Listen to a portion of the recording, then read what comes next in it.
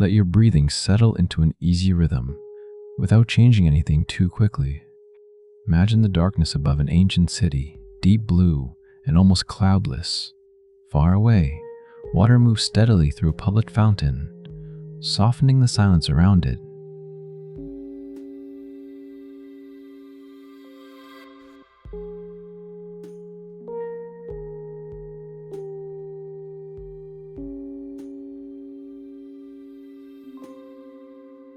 The stone streets are becoming quieter, though the city has not completely fallen asleep. Small oil lamps glow behind shutters, beside doorways, and within open courtyards. The daytime markets have closed, leaving wooden counters and faint traces of crushed herbs. A cooler wind passes through the covered walkways, carrying the smell of stone, smoke, and olive oil. There is nowhere else you need to go tonight. For now, simply walk through this old city at an unhurried pace. The Rome you enter is not one perfectly ordered place, frozen within a single century. Its neighborhoods change over time, and each district carries its own mixture of wealth, language, and custom. People have arrived from Italy, Greece, North Africa, Egypt, Syria, Gaul, and many other regions. Some were born free, some gained freedom later, and many lived under the harsh limits of slavery. Even within one street, daily experience could differ greatly from doorway to doorway. A wealthy household might occupy a domus arranged around an atrium and an inner garden. Rainwater could fall through a roof opening into a shallow basin below. Painted walls might suggest gardens, columns, distant buildings, or quiet scenes from mythology.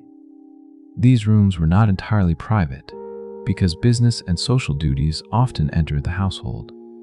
Visitors might wait near the entrance while relatives, clients, servants, and workers moved through adjoining spaces. Yet most city residents did not awaken beneath painted ceilings or beside peaceful garden fountains. Many lived in apartment buildings, called insulae, rising several floors above shops and workshops. Lower rooms were often more convenient, while higher rooms could be smaller and harder to reach.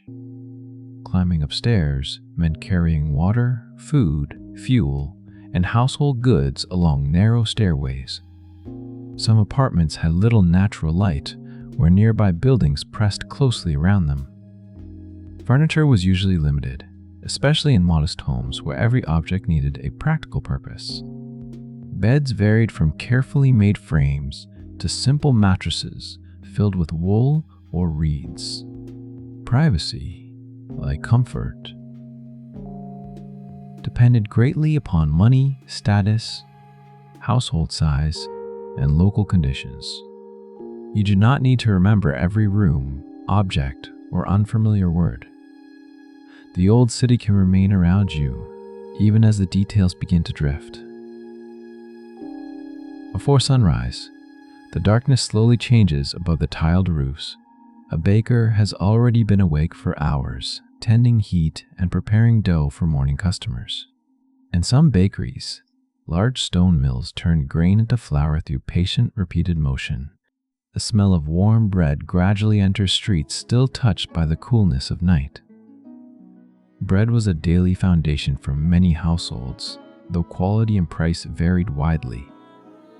Not everyone owned an oven, so commercial bakeries held an important place within urban life.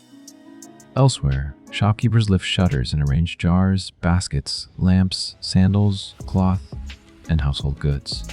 Workshops open directly onto the street, allowing sound and dust to spill outside. A metal worker begins measured hammering, while a fuller prepares cloth for cleaning and finishing. A vendor checks fruit from nearby farms, choosing figs, grapes, apples, or olives for display.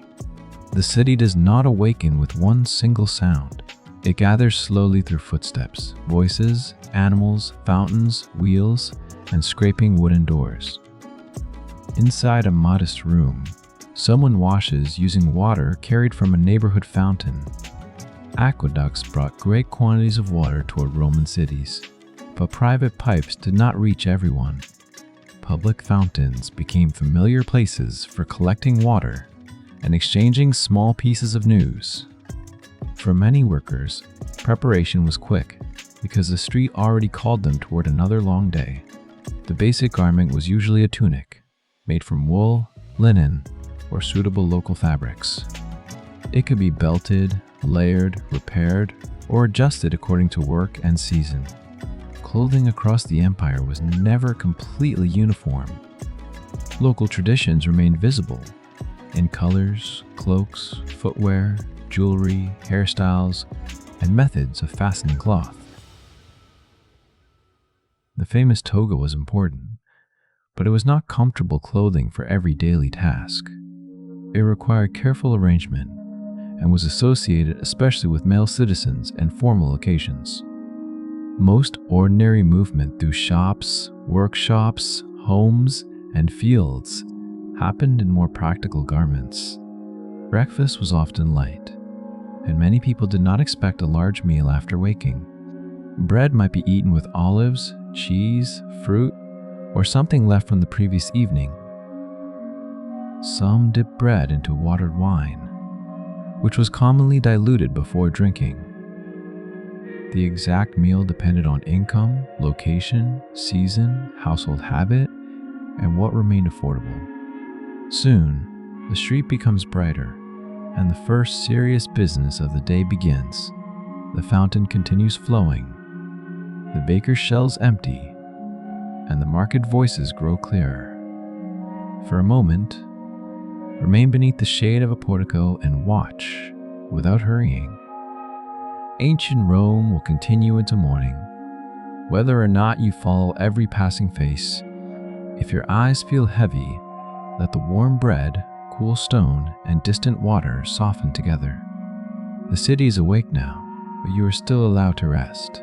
As the morning grows brighter, the streets begin to feel narrower and more crowded. People step around baskets, animals, delivery carts, and small groups already deep in conversation. Many Roman streets were paved with stone, though their condition varied from place to place. Raised sidewalks helped pedestrians avoid mud, wastewater, and the steady movement of carts.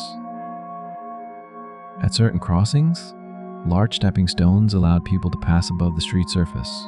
The spaces between them were wide enough for wheels to move through carefully. Not every road looked grand, straight, or clean. Some lanes twisted between tall buildings, while others opened suddenly into busy public squares. In the Forum, sellers prepared tables beneath awnings and shaded colonnades. The Forum was more than a marketplace, though buying and selling filled much of its daily rhythm. People came to hear announcements, settle business, meet acquaintances, or wait for someone influential.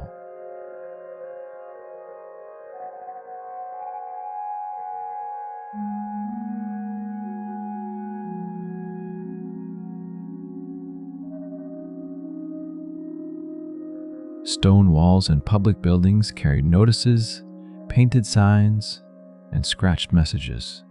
Some writing was official, while other words were personal, humorous, impatient, or ordinary. Ancient graffiti could advertise rooms, praise entertainers, insult neighbors, or preserve a passing joke. The walls of the city often felt less silent than museum ruins suggest today. You might hear prices being called across stalls filled with vegetables, cloth, pottery, and lamps. A customer could examine a jar closely, question its quality, and bargain over the final price. Weights and measures mattered, although trust between sellers and buyers was not always perfect. Coins passed through many hands, carrying worn images of rulers, gods, buildings, or victories.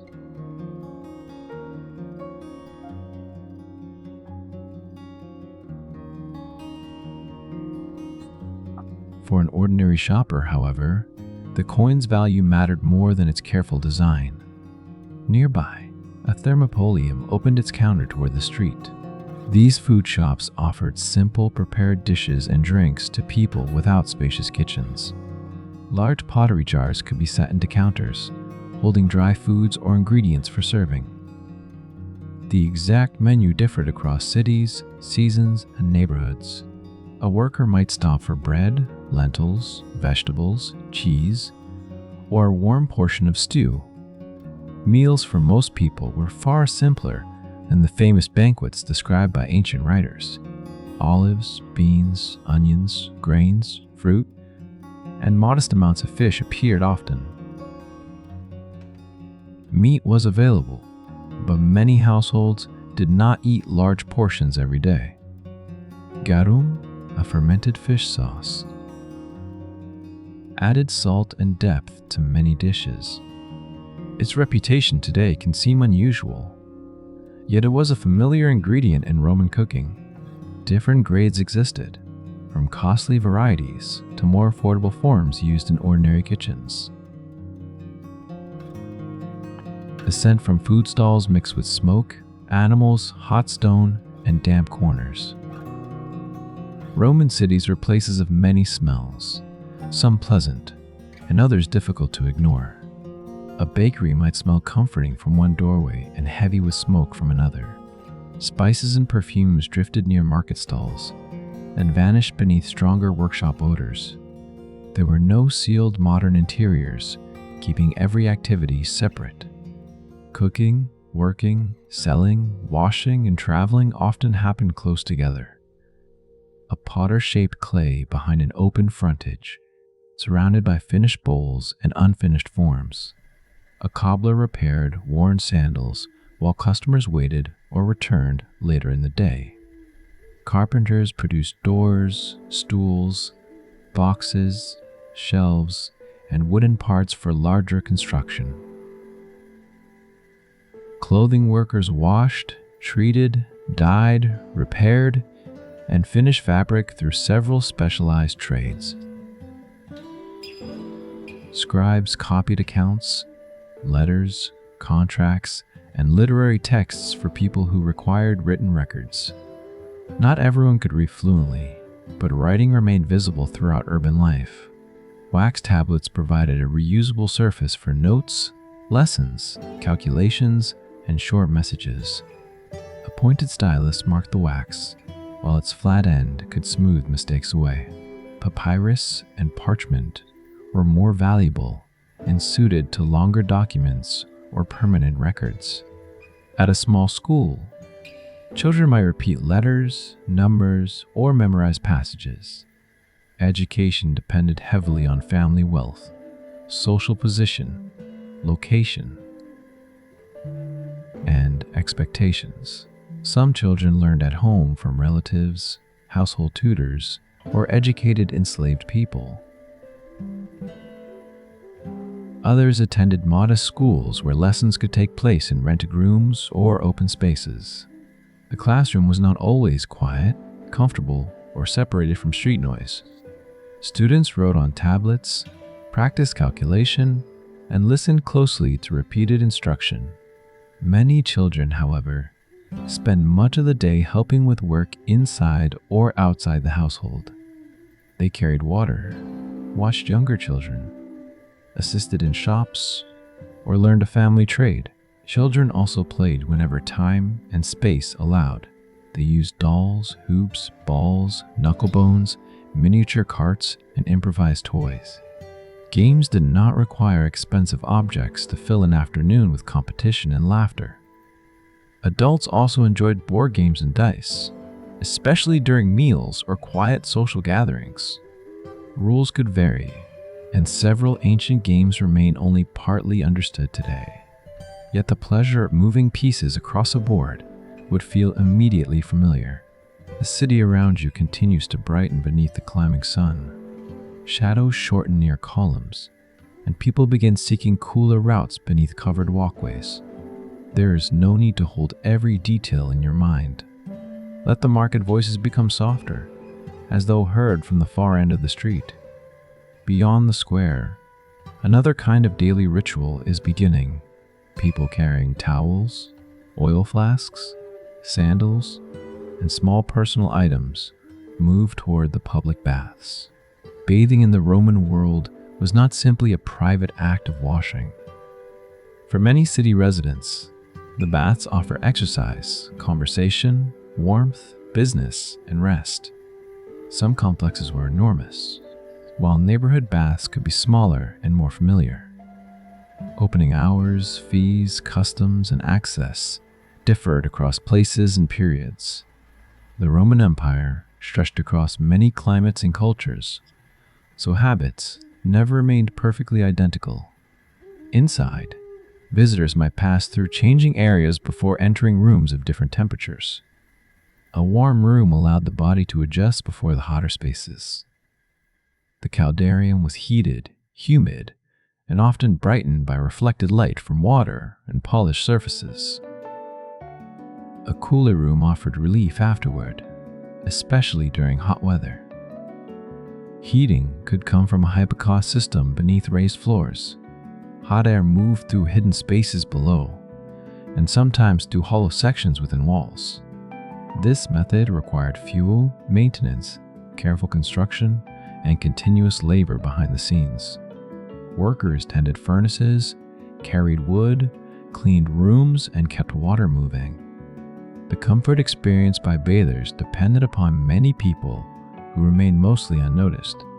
Visitors could scrape oil and dust from the skin using a curved tool called a strigil. Soap existed in some forms, but oil and scraping were strongly associated with bathing practice. People talked while they washed, discussing prices, rumors, family matters, and local concerns.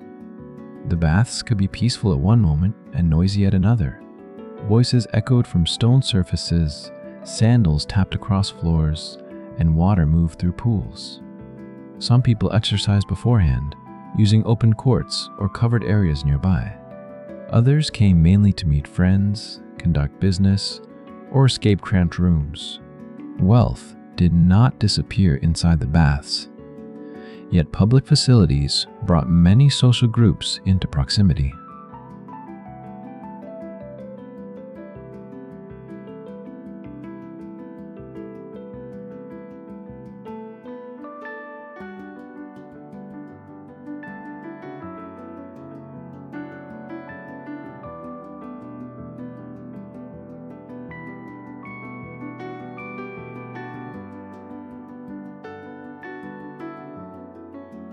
For a little while, remain near the warm doorway without entering further. Feel the noise soften behind the walls, becoming a low and distant murmur. The morning has carried you from a quiet room into streets, markets, workshops, and warm public halls. The city continues its work, while your own thoughts are free to become slower. You do not need to follow every voice into the afternoon. The sound of water can remain steady and gentle as the sunlight moves across the stone. By midday, the stone streets have grown warmer beneath the steady sun. The shaded edges of buildings become valuable, and people choose their paths more carefully. Some shops remain busy, while others grow quieter during the hottest part of the day. A merchant may sit behind a counter, watching dust drift through a narrow beam of light. Nearby, an apprentice continues working with wood, leather, metal, or clay. Many skills were learned through observation, repetition, and years spent beside experienced hands. A child born into a craft household might gradually enter the same trade, yet Liz did not always follow a simple path from childhood into one occupation. People moved between cities, changed households, gained freedom, lost money, inherited workshops, or found new patrons. The Roman world offered opportunity to some, while placing severe limits upon many others. A free person could operate a business, own property, and build a respected place within a neighborhood. Past enslavement, however, did not simply disappear from social memory or legal records. Freed people often remained connected to former owners through duties and expectations. These relationships could offer protection, but they could also preserve unequal obligations. Enslaved people worked in homes, farms, workshops, mines, offices, shops, and public projects. Their experiences differed greatly, though none possessed full control over their own lives. Some managed accounts or taught children, while others performed exhausting physical labor.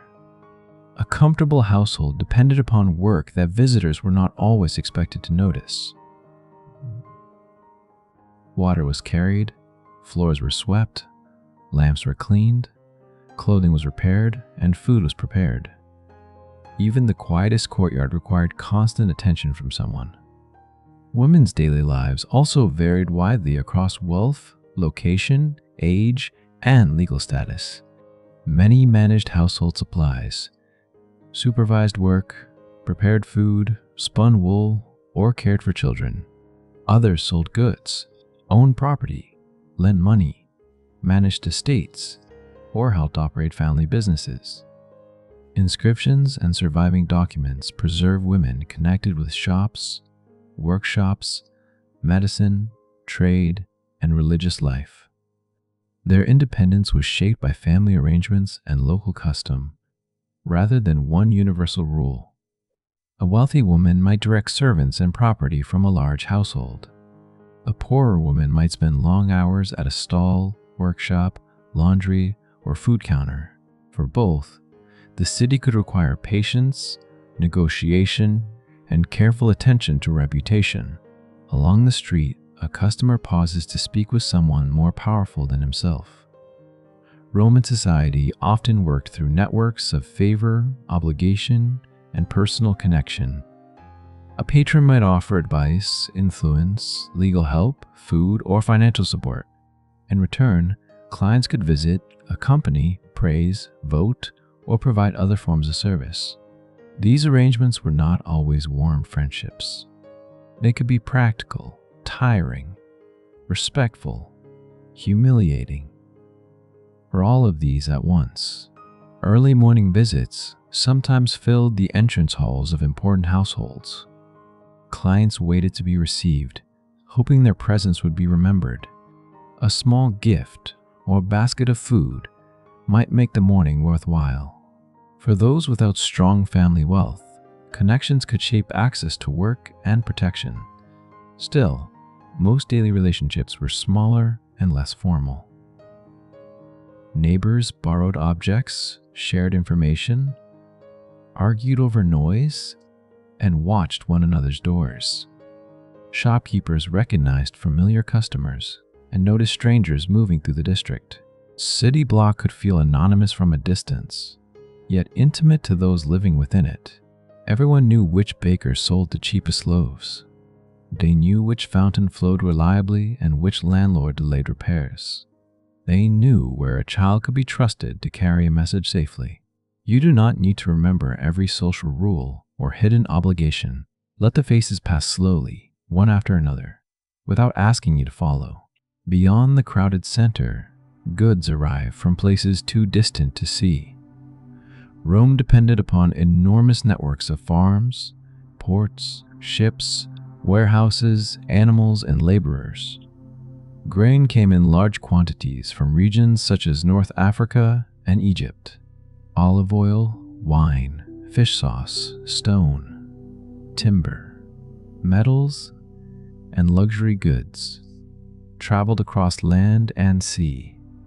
At the port, dock workers lifted sacks, rolled containers, checked cargo, and secured ropes. Warehouse workers counted deliveries and guarded supplies from moisture, theft, and pests. Clerks recorded what arrived, where it belonged, and who expected payment. The city's meals depended upon countless people whose names were rarely written down. A loaf eaten in a small apartment might begin with grain harvested far across the Mediterranean. Its journey continued through ships, storehouses, mills, ovens, counters, and finally a waiting hand. Transport was never perfectly smooth. Weather, damaged roads, delays, poor harvests, and local disputes could disturb supplies. Yet the system functioned often enough to feed cities of remarkable size.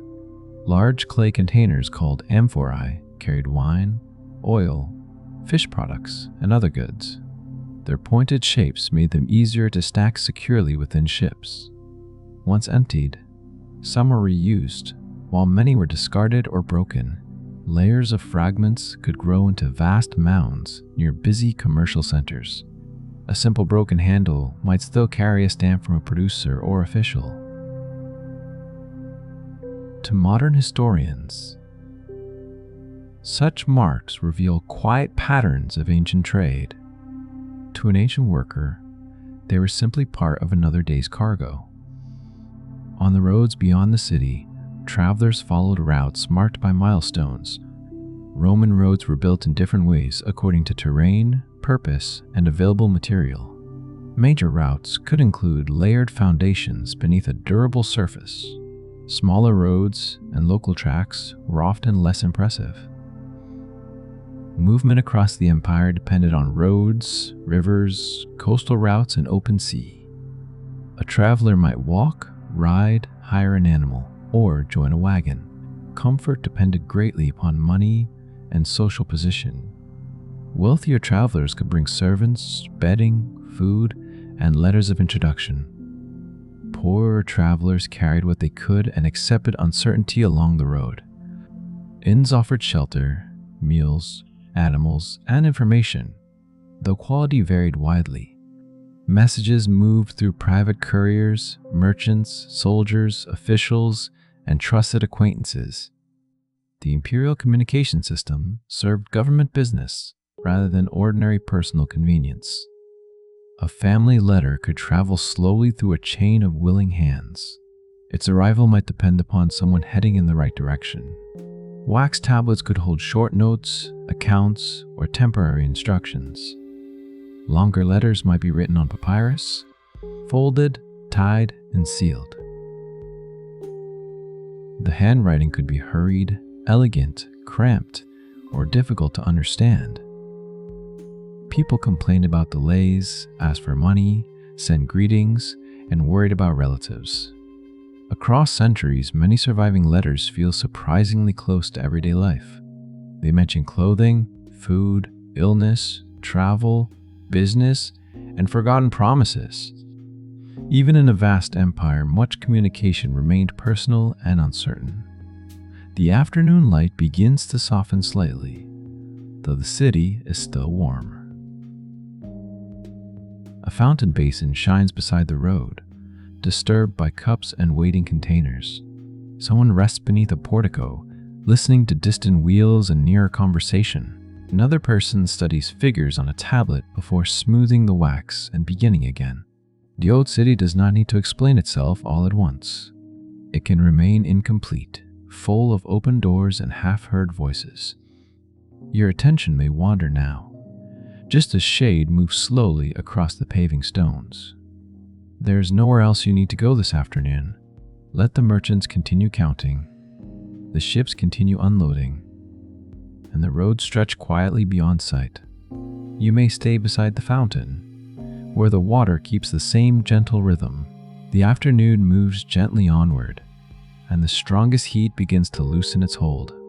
Long shadows return beneath columns, doorways, and the edges of tiled roofs. People step back into streets that had briefly become quieter. Some return to unfinished work, while others begin looking for conversation or rest. In wealthier homes, the inner garden offers shade behind the noise of the street. A small fountain may send water into a marble or plaster basin. Trees, herbs, flowers, and trimmed shrubs soften the hard lines of surrounding walls. Painted garden scenes sometimes extended this feeling beyond the actual space. Birds, plants, fences, and distant buildings appeared across carefully prepared plaster. A visitor might feel that the narrow courtyard opened into a larger landscape. These paintings were created through layers of plaster and carefully applied pigments. Artists worked while surfaces were fresh, building images through planning and practiced movement. Mosaic makers arranged small pieces of stone, glass, or pottery into durable patterns. Some floors displayed simple borders, while others formed animals, food, masks, or mythological scenes. A beautiful floor still required someone to sweep dust from its many tiny spaces. Domestic beauty always depended upon ordinary maintenance. Beyond private courtyards, public gardens and covered walkways offered places for slow movement. People met friends, discussed business, listened to news, or watched strangers pass nearby. A colonnade provided relief from sudden rain as well as summer sunlight. Its repeated columns gave footsteps a steady rhythm. You can follow that rhythm without needing to arrive anywhere. The afternoon has become wide and unhurried. In another part of the city, a storyteller gathers listeners beneath a shaded entrance. Stories moved easily through Roman life, from formal literature to family memories and local gossip. Poems might be read aloud because books were not silent. Private objects for everyone. A skilled reader could give voice to a scroll before a small household audience. The text itself had to be unrolled carefully and held with both hands. Unlike a modern book, a scroll did not allow quick movement between distant sections. Readers developed habits for finding passages and remembering where ideas belonged. Copies were made by hand, sometimes by professional scribes or trained household workers. Small errors could enter a text as each copy passed into another generation. Books remained costly, though lending and shared reading extended their reach. Some people owned only practical records, letters, or a few treasured texts. Others built private collections meant to display learning, as well as provide pleasure. Public collections existed in certain cities, though access and use differed. Writing did not always remain indoors. Names, jokes, advertisements, and political messages covered many walls. A passerby might stop to read a painted notice for an upcoming event. Another might add a personal message where many others had written before. Some graffiti preserved affection, frustration, competition, or simple proof of presence. The ancient street was full of people wishing to be noticed. Their words remained informal, immediate, and often wonderfully ordinary. Nearby, music escapes from an open room. A flute might accompany a meal, a ceremony, a performance, or a private gathering. Stringed instruments appeared in homes, theaters, religious events, and public celebrations. Music was not preserved through recordings. So much of its sound has disappeared, yet ancient images show hands holding instruments with familiarity. Rhythm also came from work itself. Hammers, mills, weaving tools, footsteps, and carts formed the city's daily percussion. At a theater, audiences could watch comedy, tragedy, mime, or musical performance. The crowd might be attentive, restless, amused, or loudly opinionated. Public entertainment was rarely as quiet as modern ruins now appear. Performers competed with conversation, movement, weather, and the mood of the audience. Seating reflected status, and social differences followed people into leisure. Even so, a shared joke could travel through many rows at once. Elsewhere, racing attracted enormous public excitement. Chariot teams inspired loyalty, argument, and strong identification. Chariot team. Colors associated with teams became part of popular conversation. A race day could draw crowds from many backgrounds into the same enormous space. Not everyone attended every event, and not everyone enjoyed the same amusements. Some preferred gardens, board games, meals, religious gatherings, or conversation at the baths. Others simply lacked the time or money for long hours of public leisure. The famous amphitheaters also formed part of Roman entertainment. Their events included displays that modern listeners may find troubling. For tonight, there is no need to remain there. We can continue along a quieter street, where evening preparations have already begun. The smell of cooking slowly returns between the buildings. In a modest home, a pot rests above a small charcoal brazier. Fuel was valuable, and smoke could gather where ventilation was poor. Cooking spaces varied from separate rooms to simple corners near a doorway. Many apartments offered little room for storing large quantities of food. Grain, oil, wine, beans, and dried goods were kept in jars or woven containers. Mice, insects, dampness, and heat made storage a constant concern. Households bought small amounts regularly when money and markets allowed. Dinner could include porridge, vegetables, legumes, bread, eggs, cheese, or fish. Fruit might finish the meal when it was available. Dates, figs, honey, and concentrated grape syrup added sweetness. Refined sugar was not part of ordinary Roman cooking. Honey was valuable, so sweetness often remained modest in poorer homes. A simple cake might combine flour, cheese, honey, or dried fruit. Children could enjoy nuts, fruit, or small baked treats from street sellers. Food carried strong local identities across the empire. A meal in Britain, Egypt, Syria, or Spain might use different ingredients and traditions. Roman influence mixed with customs that had existed long before imperial rule.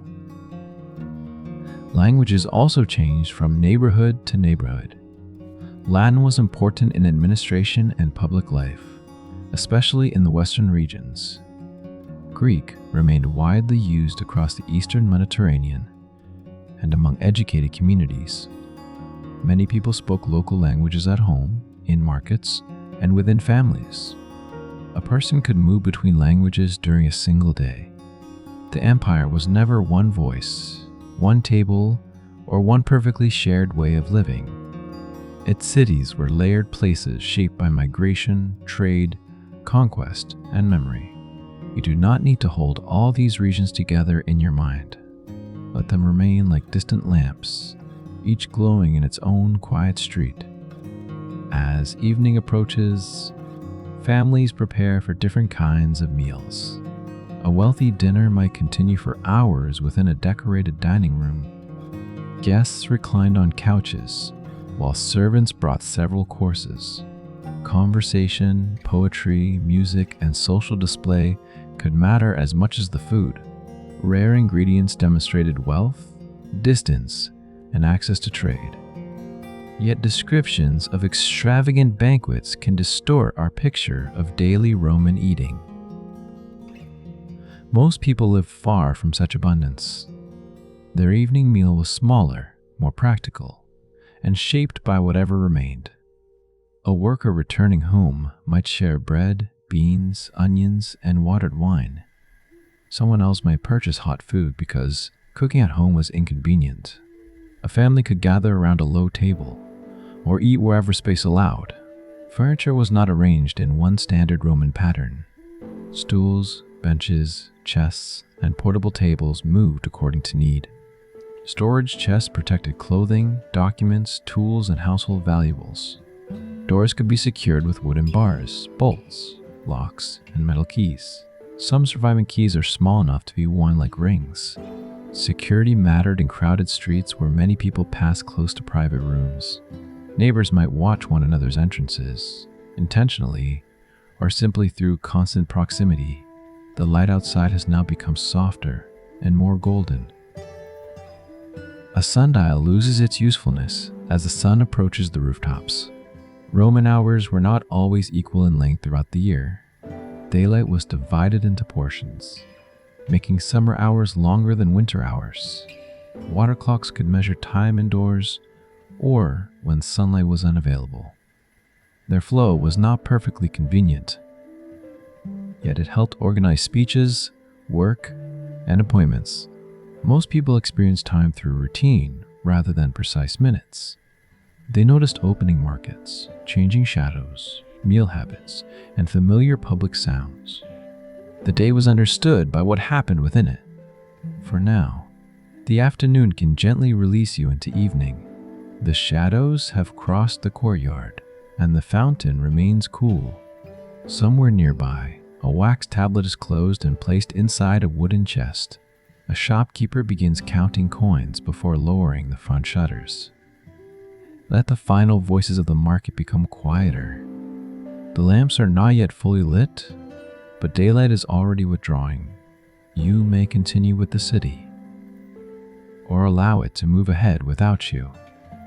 As daylight fades, the city changes without becoming completely still. Shops close one by one, and wooden shutters cover counters that face the street all day.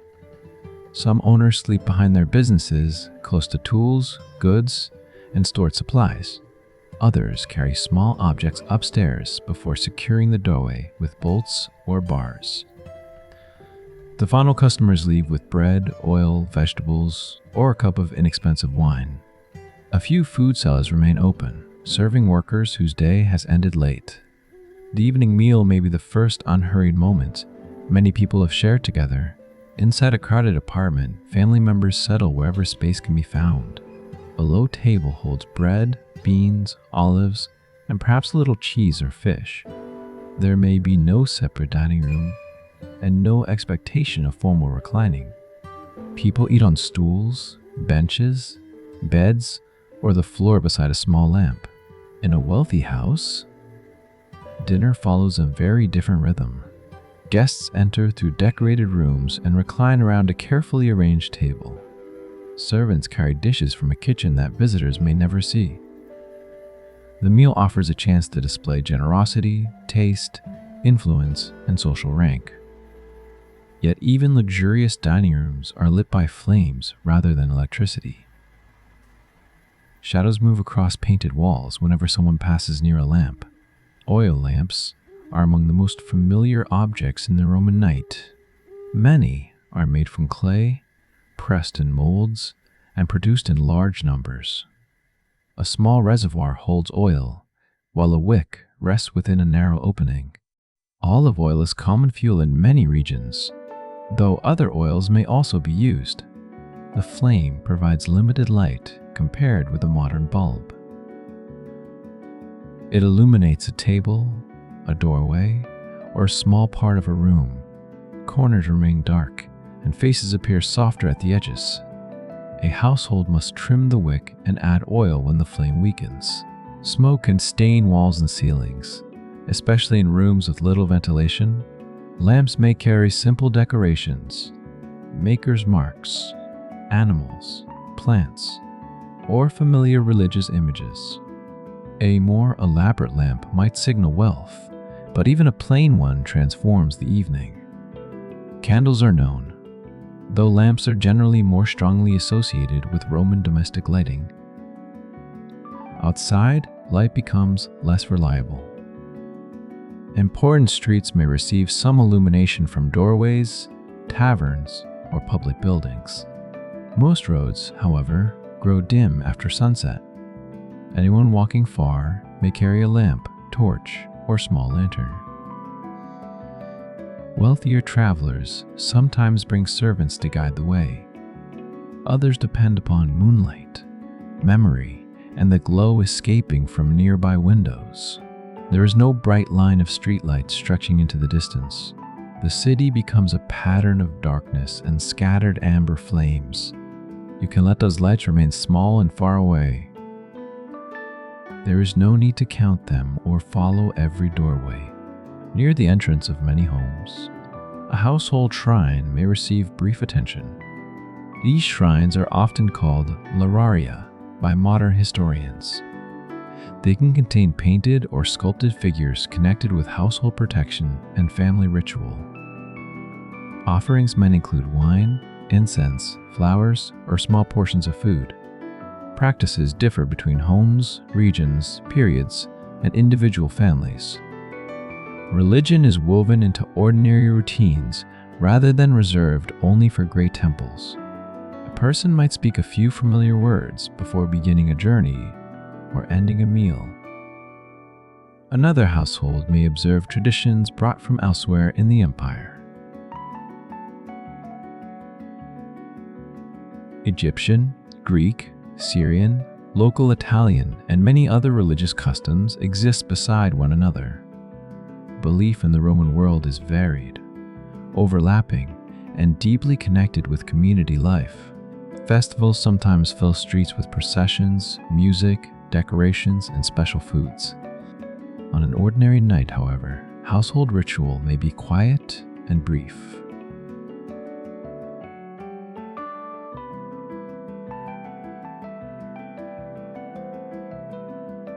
A lamp is adjusted, a small offering is placed, and conversation returns to practical matters.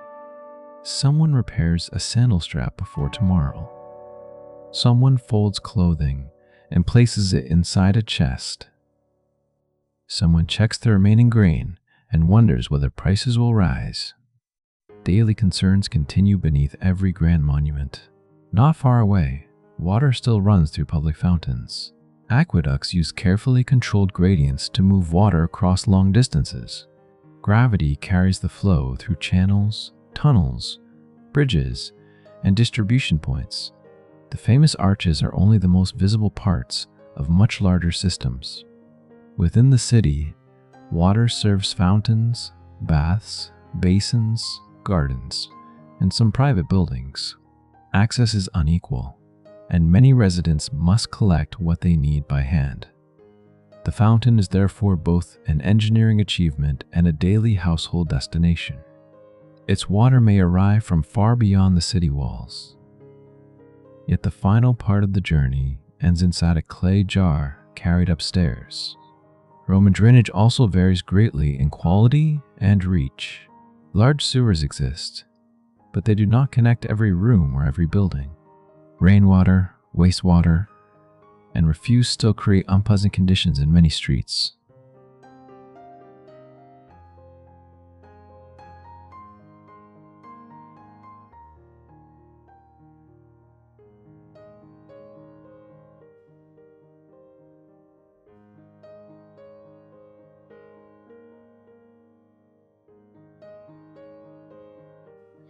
Public toilets may contain long benches with openings arranged side by side.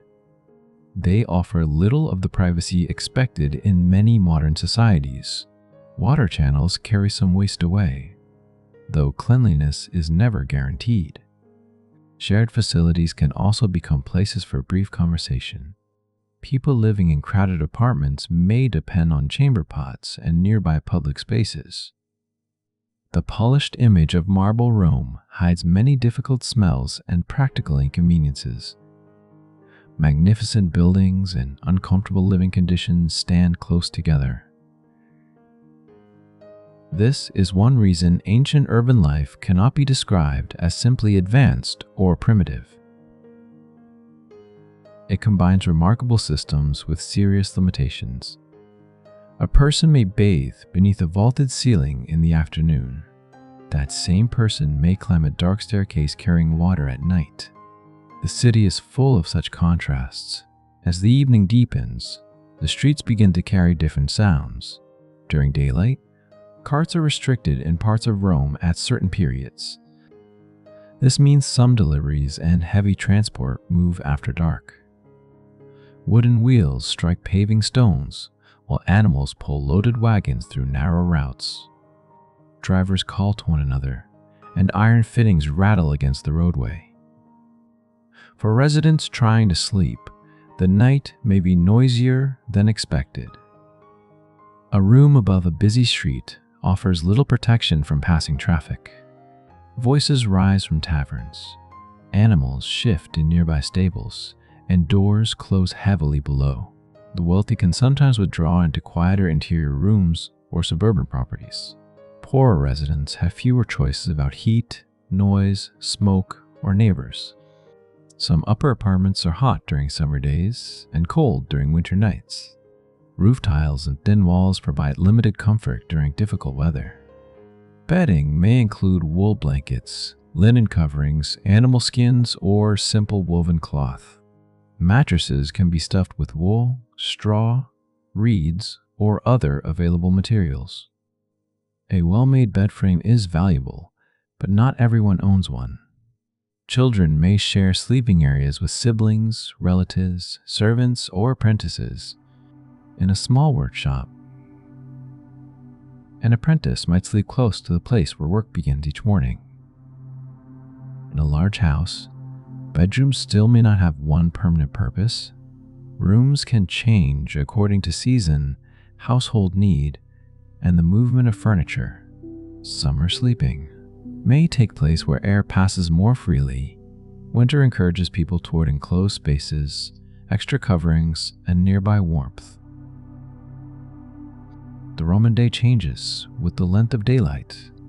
Summer begins early, while winter mornings remain dark for longer. Work schedules, meals, travel, and rest all respond to the season. There is no mechanical clock beside the bed dividing the night into exact minutes. Time is felt through darkness, sounds, lamps, and the body's own tiredness.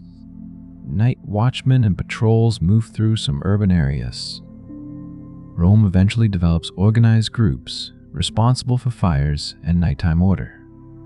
Fire is a constant danger, where lamps, braziers, timber, and crowded buildings remain close together. Residents are careful, though accidents still happen. Before sleeping, someone may check a flame twice and move it away from hanging cloth. Brazier might be allowed to cool while ashes settle beneath it. The door is tested, the key stored, and the remaining lamp turned low. Outside, a wagon continues toward a warehouse. Farther away, water keeps flowing where the street meets a fountain basin. You do not need to remain awake for the entire Roman night. The watchman can follow the darker streets without you. Inside the apartment, voices have become softer.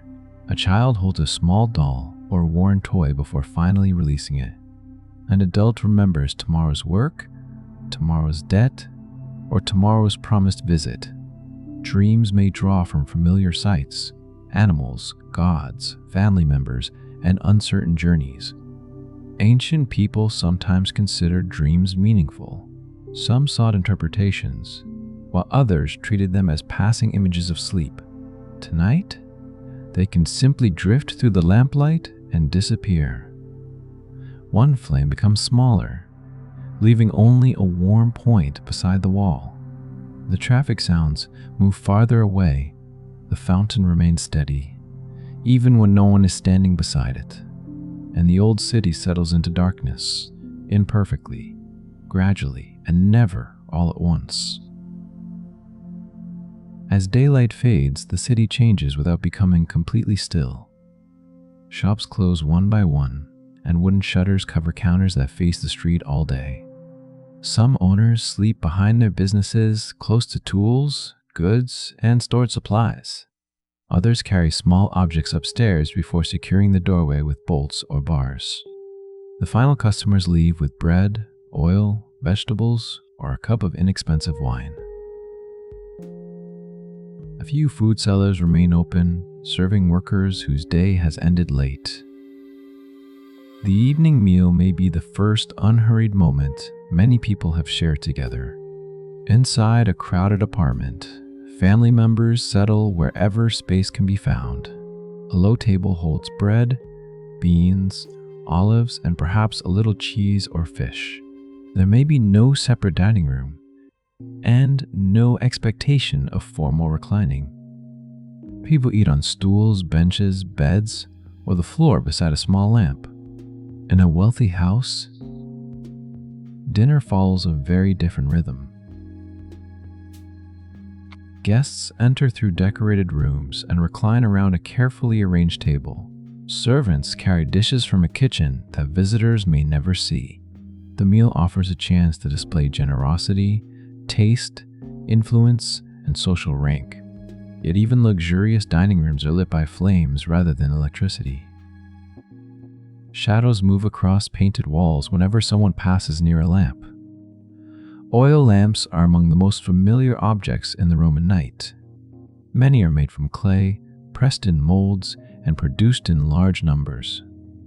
A small reservoir holds oil, while a wick rests within a narrow opening. Olive oil is common fuel in many regions, though other oils may also be used. The flame provides limited light compared with a modern bulb. It illuminates a table, a doorway, or a small part of a room. Corners remain dark, and faces appear softer at the edges. A household must trim the wick and add oil when the flame weakens. Smoke can stain walls and ceilings, especially in rooms with little ventilation. Lamps may carry simple decorations, maker's marks, animals, plants, or familiar religious images. A more elaborate lamp might signal wealth, but even a plain one transforms the evening. Candles are known, though lamps are generally more strongly associated with Roman domestic lighting. Outside, light becomes less reliable. Important streets may receive some illumination from doorways, taverns, or public buildings. Most roads, however, grow dim after sunset. Anyone walking far may carry a lamp, torch, or small lantern. Wealthier travelers sometimes bring servants to guide the way. Others depend upon moonlight, memory, and the glow escaping from nearby windows. There is no bright line of streetlights stretching into the distance. The city becomes a pattern of darkness and scattered amber flames. You can let those lights remain small and far away. There is no need to count them or follow every doorway. Near the entrance of many homes, a household shrine may receive brief attention. These shrines are often called lararia by modern historians. They can contain painted or sculpted figures connected with household protection and family ritual. Offerings might include wine, incense, flowers, or small portions of food. Practices differ between homes, regions, periods, and individual families. Religion is woven into ordinary routines rather than reserved only for great temples. A person might speak a few familiar words before beginning a journey or ending a meal. Another household may observe traditions brought from elsewhere in the empire. Egyptian, Greek, Syrian, local Italian, and many other religious customs exist beside one another. Belief in the Roman world is varied, overlapping, and deeply connected with community life. Festivals sometimes fill streets with processions, music, decorations, and special foods. On an ordinary night, however, household ritual may be quiet and brief. A lamp is adjusted, a small offering is placed, and conversation returns to practical matters.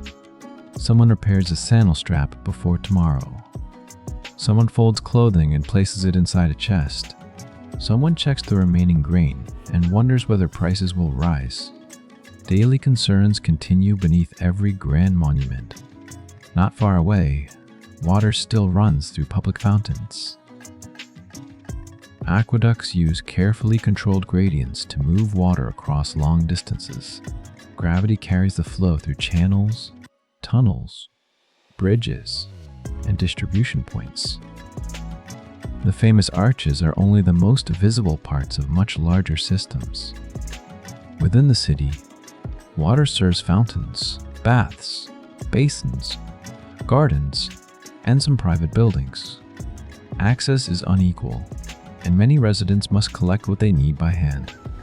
The fountain is therefore both an engineering achievement and a daily household destination. Its water may arrive from far beyond the city walls, yet the final part of the journey ends inside a clay jar carried upstairs. Roman drainage also varies greatly in quality and reach. Large sewers exist, but they do not connect every room or every building.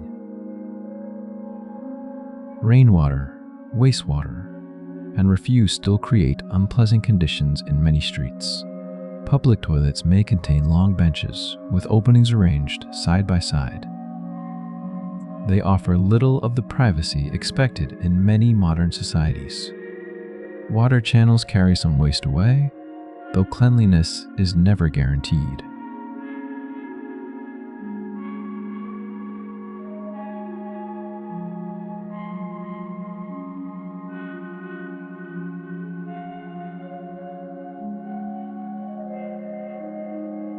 Shared facilities can also become places for brief conversation. People living in crowded apartments may depend on chamber pots and nearby public spaces. The polished image of marble Rome hides many difficult smells and practical inconveniences.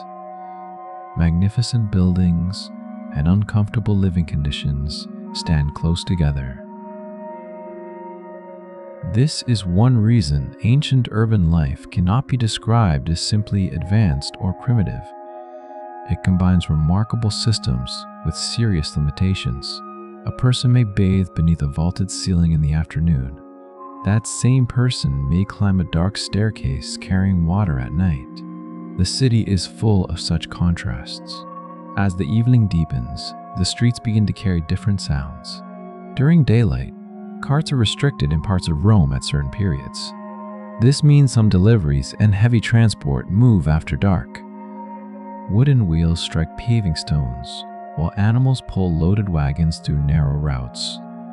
Drivers call to one another, and iron fittings rattle against the roadway. For residents trying to sleep, the night may be noisier than expected. A room above a busy street offers little protection from passing traffic. Voices rise from taverns, animals shift in nearby stables, and doors close heavily below. The wealthy can sometimes withdraw into quieter interior rooms or suburban properties.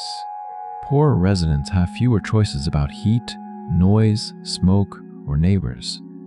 Some upper apartments are hot during summer days and cold during winter nights. Roof tiles and thin walls provide limited comfort during difficult weather. Bedding may include wool blankets, linen coverings, animal skins, or simple woven cloth. Mattresses can be stuffed with wool, straw, reeds, or other available materials. A well-made bed frame is valuable, but not everyone owns one. Children may share sleeping areas with siblings, relatives, servants, or apprentices. In a small workshop, an apprentice might sleep close to the place where work begins each morning. In a large house, bedrooms still may not have one permanent purpose. Rooms can change according to season, household need, and the movement of furniture. Summer sleeping may take place where air passes more freely. Winter encourages people toward enclosed spaces, extra coverings, and nearby warmth. The Roman day changes with the length of daylight. Summer begins early, while winter mornings remain dark for longer. Work schedules, meals, travel, and rest all respond to the season. There is no mechanical clock beside the bed dividing the night into exact minutes. Time is felt through darkness, sounds, lamps, and the body's own tiredness. Night watchmen and patrols move through some urban areas. Rome eventually develops organized groups responsible for fires and nighttime order. Fire is a constant danger, where lamps, braziers, timber, and crowded buildings remain close together. Residents are careful, though accidents still happen. Before sleeping, someone may check a flame twice and move it away from hanging cloth. A brazier might be allowed to cool while ashes settle beneath it. The door is tested, the key stored, and the remaining lamp turned low. Outside, a wagon continues toward a warehouse. Farther away, water keeps flowing where the street meets a fountain basin. You do not need to remain awake for the entire Roman night. The watchman can follow the darker streets without you. Inside the apartment, voices have become softer. A child holds a small doll or worn toy before finally releasing it. An adult remembers tomorrow's work, tomorrow's debt, or tomorrow's promised visit. Dreams may draw from familiar sights, animals, gods, family members, and uncertain journeys. Ancient people sometimes considered dreams meaningful. Some sought interpretations, while others treated them as passing images of sleep. Tonight, they can simply drift through the lamplight and disappear. One flame becomes smaller, leaving only a warm point beside the wall. The traffic sounds move farther away. The fountain remains steady, even when no one is standing beside it. And the old city settles into darkness, imperfectly, gradually, and never all at once. Before the first light returns, the city lies beneath a cooler and quieter sky. A few lamps still burn near doorways where work has continued through the night. Bakers remain awake beside their ovens, preparing bread before most households begin to stir. The warmth inside the bakery contrasts with the damp stone outside. Grain must be measured, ground, mixed, shaped, and washed carefully near the fire. A loaf that appears simple depends upon many separate kinds of labor. Farmers grew the grain beyond the city. Sailors, drivers, warehouse workers, millers, bakers, and sellers carried it toward the morning table. The Roman city is supported by countless ordinary hands, most of them rarely named in surviving histories.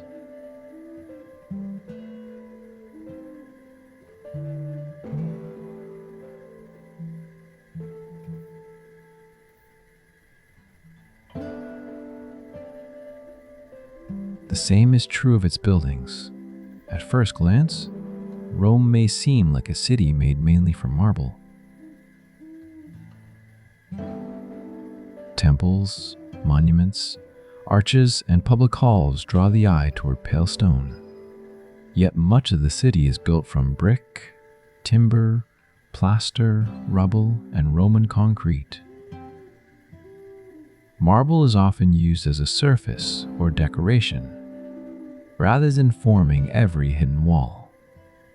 Behind polished columns, less glamorous materials carry much of the weight. Roman concrete allows builders to create strong walls, vaults, and large interior spaces. Its ingredients vary according to place and available material. Volcanic ash is especially useful in some regions, helping mixtures harden with remarkable durability. Builders do not understand chemistry in modern terms. They understand results through experience passed between generations of workers. Arches guide way toward supports on either side. Vaults extend the principle of the arch across a longer space. Domes create wide interiors that can feel open beneath the sky. These forms require planning, temporary wooden frames, skilled measurement, and careful timing. Nothing rises from stone by itself. Laborers carry baskets of material and climb wooden scaffolding. Carpenters build supports that may later disappear completely.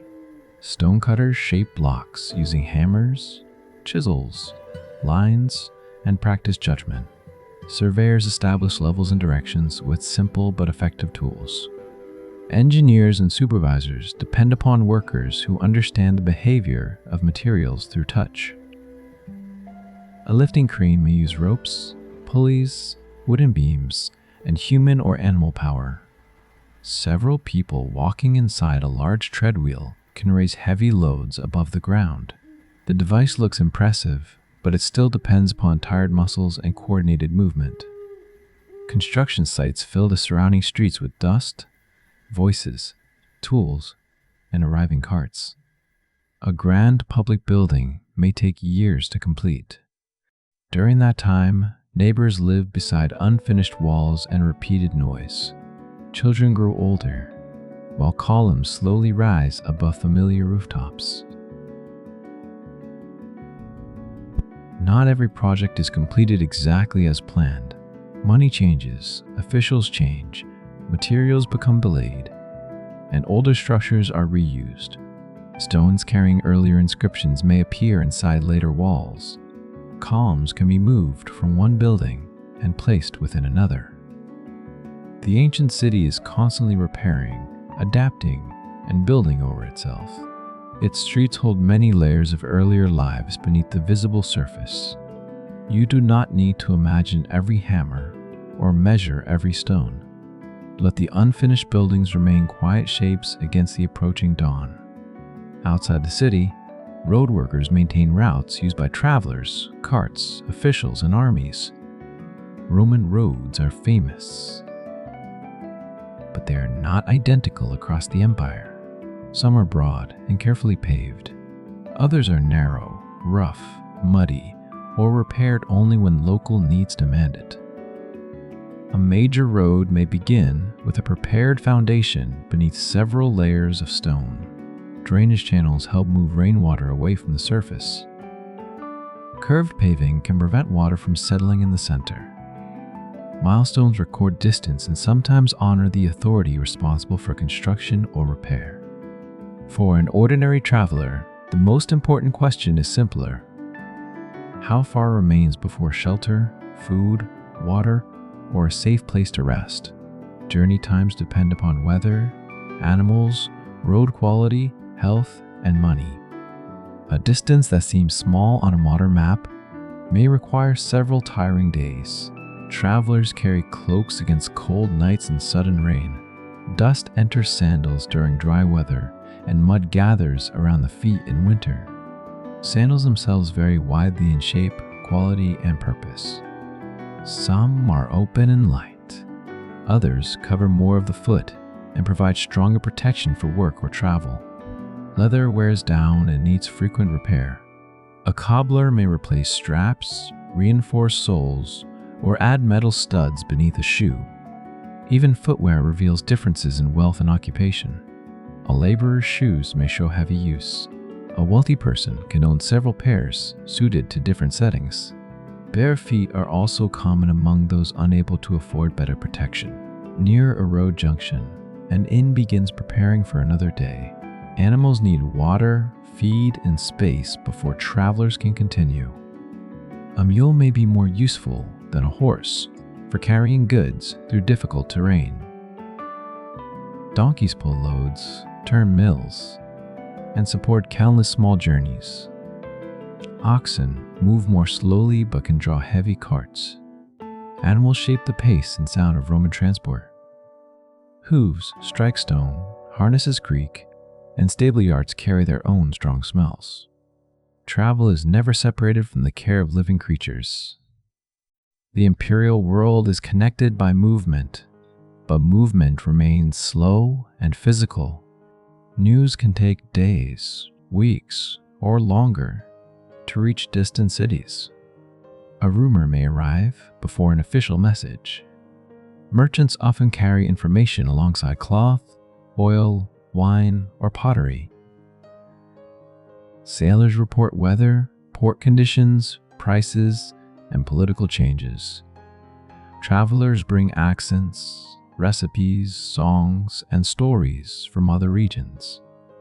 A tavern near a busy road can contain more cultural variety than a formal public building. Someone speaks Latin with a local accent. Another person answers in Greek or translates for a companion. A third traveler uses words carried from North Africa, the Eastern Mediterranean, or Northern Europe. The Roman Empire is connected, but never culturally silent. Local identities remain strong beneath imperial rule. Foods, clothing, gods, burial customs, and family traditions change from province to province. A city in Egypt does not feel exactly like one in Gaul. A coastal town in Spain does not wake to the same smells as a settlement near the Rhine. Even Rome itself contains neighborhoods shaped by migration and trade. People carry home with them through language, cooking, memory, and ritual. As dawn approaches, the sky above the roofs becomes pale silver. The first birds begin moving between tiles, gardens, walls, and public squares. In a wealthy house, servants quietly clear the remains of the evening meal. Ashes removed, floors are swept, and lamps are cleaned for later use. In a workshop, someone opens a chest containing tools wrapped in cloth. In an apartment above the street, water from yesterday is checked before another trip to the fountain. Daily life begins through preparation rather than ceremony. A mother wakes a child who must help at a stall. An apprentice rolls bedding away from the place where customers will soon stand. A clerk searches for a tablet needed for the morning accounts. A seller arranges small clay lamps in rows where the sunlight will eventually reach them. Some lamps are plain and inexpensive. Others carry molded images designed to attract a buyer's attention. Pottery is one of the most ordinary and revealing materials in Roman life. Bowls, cups, jars, cooking pots, storage vessels, and lamps surround nearly every household. Fine tableware can display status during meals.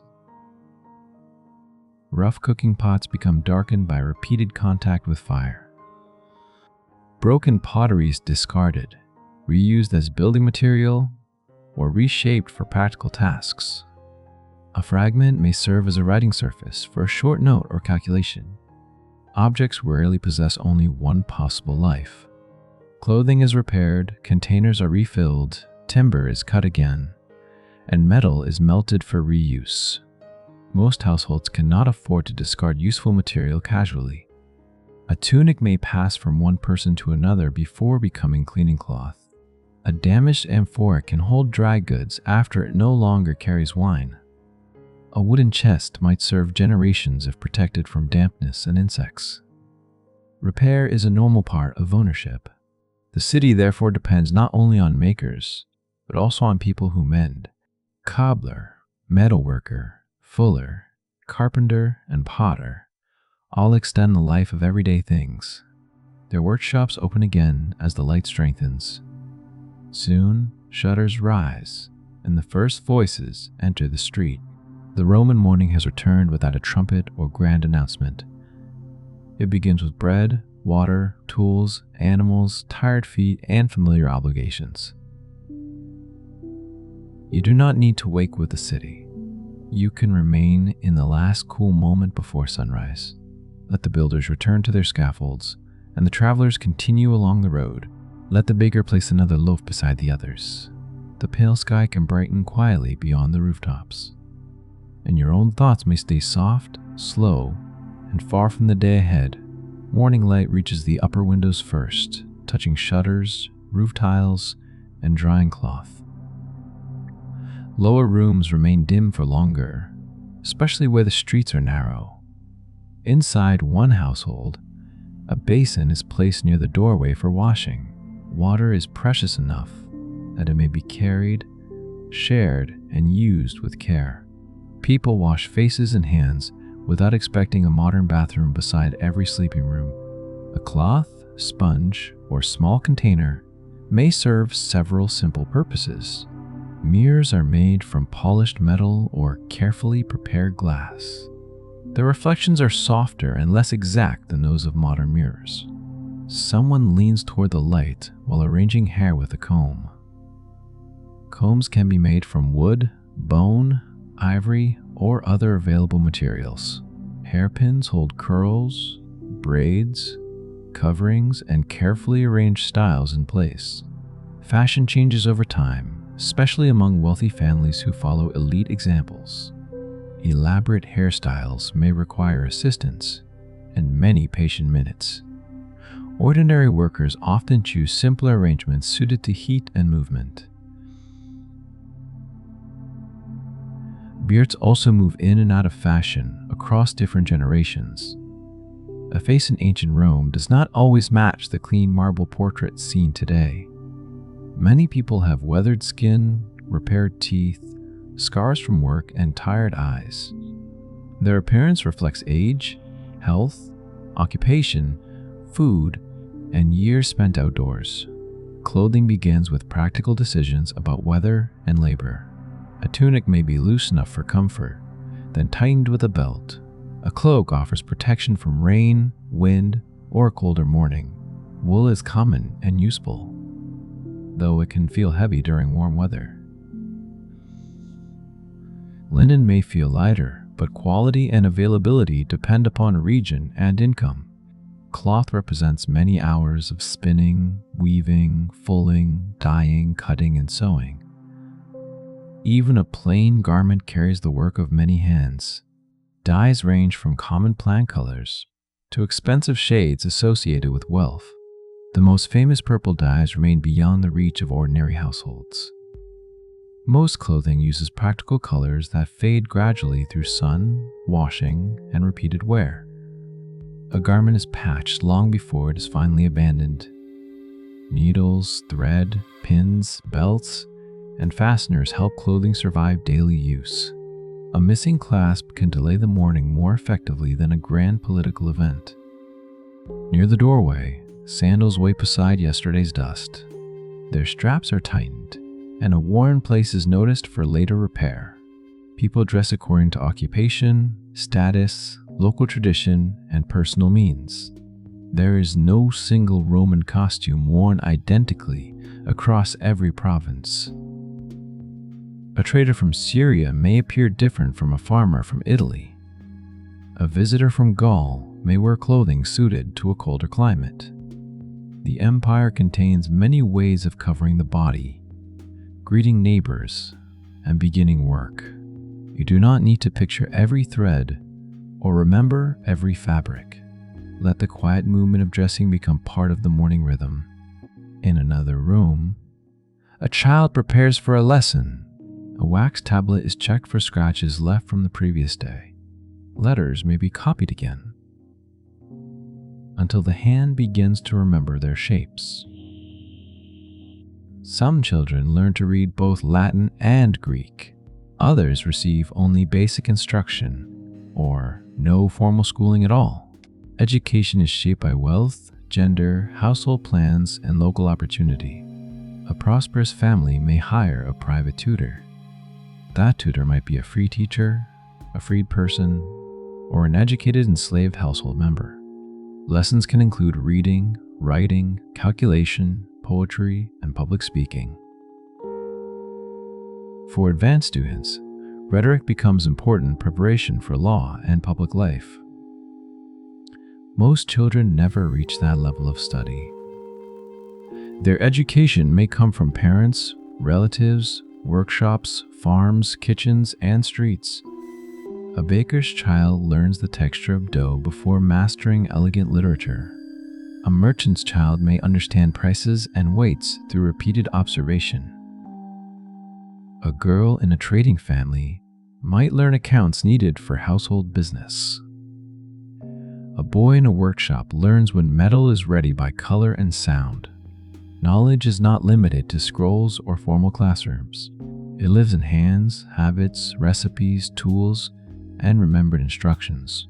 School hours can begin early, while the air remains cool. Lessons may take place in rented rooms, separated from noise by only a curtain.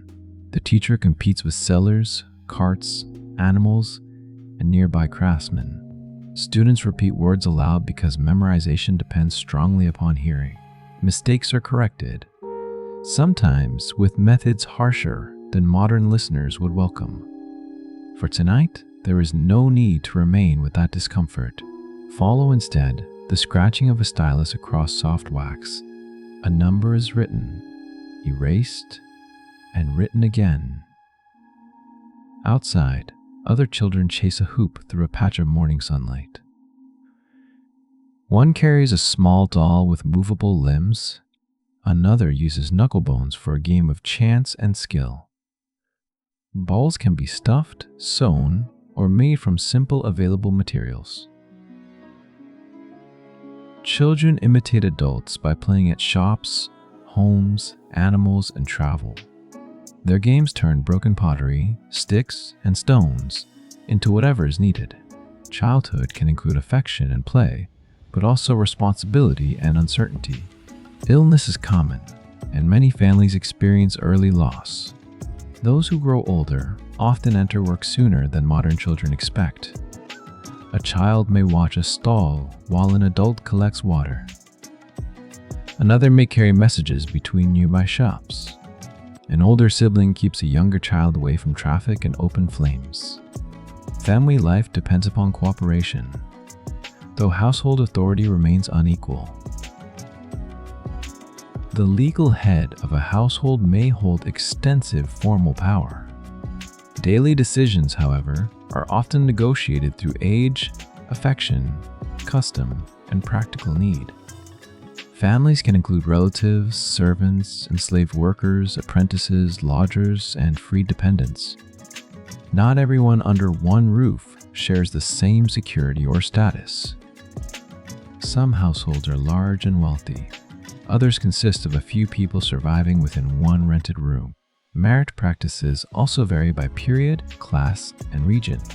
Many marriages are shaped by family strategy as well as personal feeling.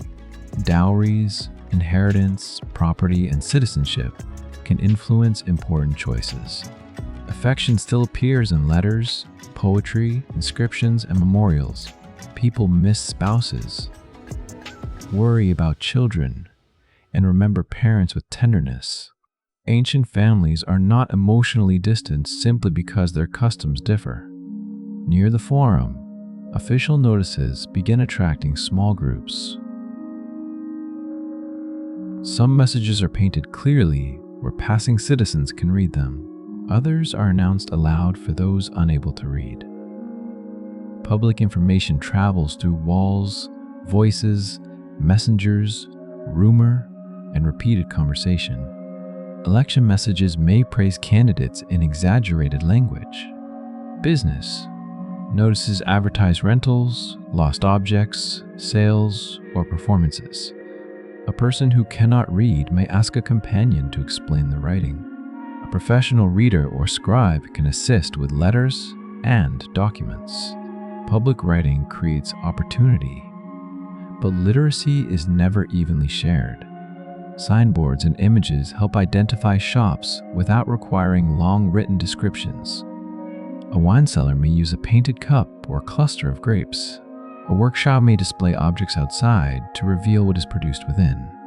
Many streets are understood through repeated landmarks rather than numbered addresses. Directions depend upon fountains, temples, gates, statues, workshops, and familiar corners. Someone might explain that a home stands beyond the baker, near the small shrine. Messages rely on people knowing the neighborhood. A stranger must listen carefully and ask more than once.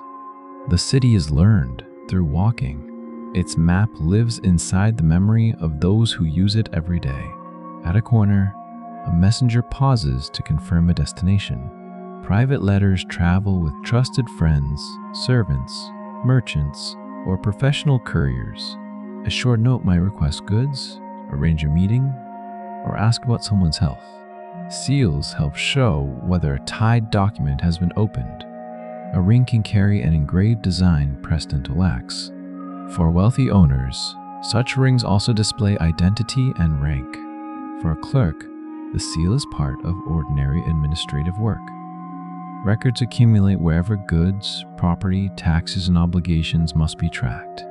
Lists note deliveries, debts, wages, names, and quantities. Mistakes can cause arguments, so numbers are checked with care. Calculation may use fingers, counters, boards, or written marks. Roman numerals are useful, though complex arithmetic requires practiced methods. Merchant does not need modern notation to understand profit and loss. Experience teaches which customer pays late and which supplier measures honestly. By now, the morning streets have filled completely. Sunlight reaches the market awnings, and shadows sharpen beneath their edges. A child closes a wax tablet and hurries toward a waiting errand. A woman adjusts a cloak before opening the front of her shop. A scribe prepares a fresh sheet for a customer unable to write. Someone nearby struggles with a sandal strap and laughs at the delay. History often remembers emperors through statues and official titles. The city itself remembers mornings like this through worn steps and broken objects. You do not need to follow every child, teacher, merchant, or messenger.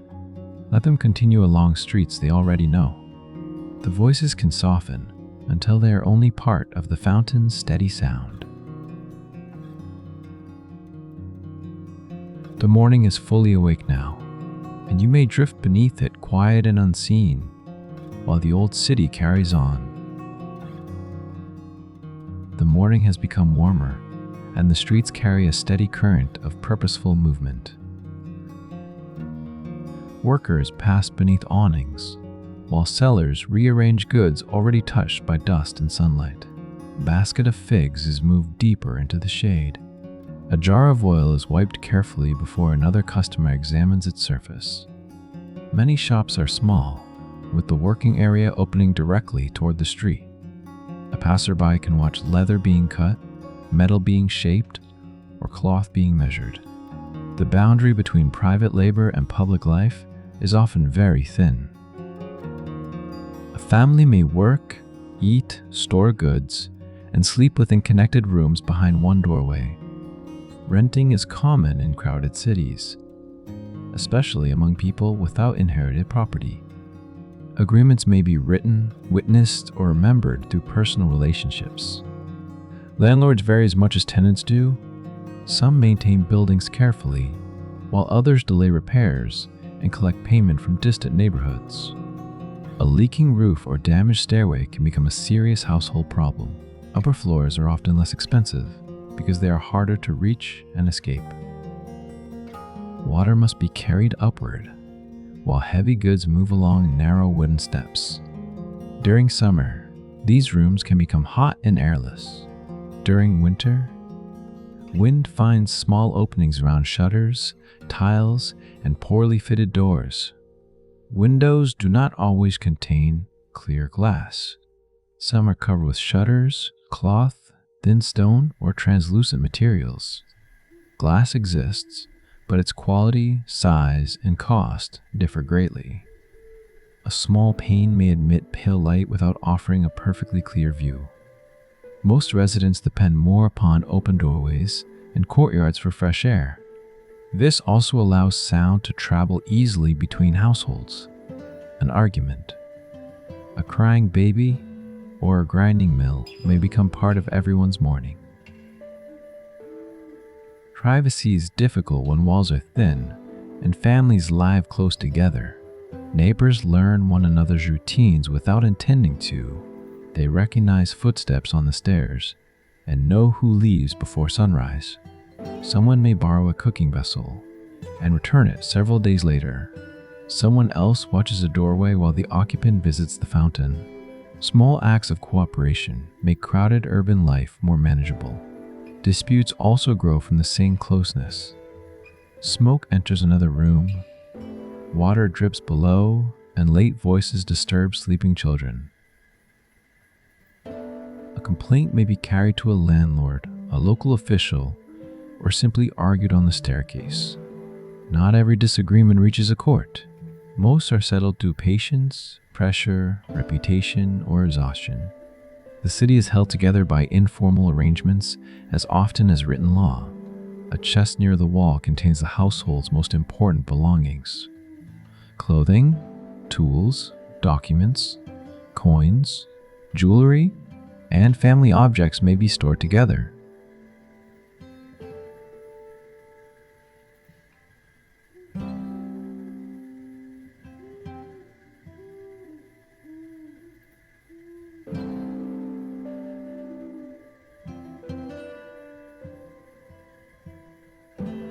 Chests can be locked with metal fittings and carefully shaped keys. Doors also use bolts, bars, cords, and wooden mechanisms. Security is practical rather than perfect. A valuable object may be hidden beneath folded cloth or placed with a trusted neighbor. Some people carry small keys on rings or cords. Losing one could create an inconvenient and anxious morning. Furniture remains limited in many homes because rooms must serve several purposes. A table can be moved for meals, work, writing, or storage. Stools take less space than large chairs. Beds may be folded, shared, or placed against walls during daytime activity. Shelves hold lamps, cups, jars, and objects used too often for a closed chest. Hooks and pegs support clothing, bags, baskets, and tools. A modest room becomes organized through habit rather than abundance. Every object has a familiar place because space is too valuable for confusion. You do not need to inspect every lock, shelf, or narrow stairway. Let the household remain quietly ordered behind its half-open door. Outside, a woman arranges small containers of perfume and scented oil. Women participate in trade throughout the Roman world, although surviving records remain incomplete. Some manage stalls, workshops, estates, taverns, laundries, or rental property. Others work beside husbands, relatives, enslaved workers, or business partners. Legal independence depends upon age, family status, wealth, and local practice. Property can pass through marriage, inheritance, gifts, and private agreements. A wealthy woman may control considerable assets through trusted agents. A poorer woman may earn daily income by spinning, selling food, or offering specialized services. Midwives, healers, hairdressers, textile workers, and shopkeepers appear in inscriptions and documents. Their work is part of the city's ordinary structure. Much of it remains underrecorded because ancient writers often preferred elite male concerns. The street itself tells a wider story. A woman calls prices from behind a counter, while her child sorts small coins. Another carries folded cloth toward a fuller's workshop. A third checks the weight of grain before agreeing to purchase it. Negotiation requires attention to quality, quantity, and the honesty of measures. Official standards exist, but customers still watch sellers closely. A dishonest weight can reduce a household's food without immediately being noticed. Markets therefore depend upon reputation. A seller known for fair measures may keep customers for many years. A buyer known for late payment may find fewer friendly faces. Credit is part of daily trade, especially among familiar neighbors. Not every purchase is settled with coins at once. Accounts may be written on tablets or remembered until the next market day. Trust allows trade to continue, though trust can also become another form of obligation. Near the forum, several men wait outside the home of an influential patron. The formal morning greeting has already begun for some households. Clients arrive to show respect and maintain useful social connections. A patron may provide legal help, introductions, food, money, or access to opportunity. In return, clients offer attendance, loyalty, support, and public recognition. These relationships vary from genuine friendship to uncomfortable dependence. Status is visible in who waits, who enters quickly, and who remains unnoticed. A person with little wealth may still possess valuable connections. Another with money may lack the family name needed for certain circles. Roman society is layered, but those layers shift according to place and circumstance. Free people can become successful merchants, landlords, and local benefactors. Their children may enter social positions unavailable to the previous generation. Yet prejudice and legal restrictions do not vanish immediately. A family's history can remain visible in names, obligations, and public memory. For some, advancement takes patience across more than one lifetime. The forum slowly fills with petitioners, clerks, messengers, and people seeking witnesses.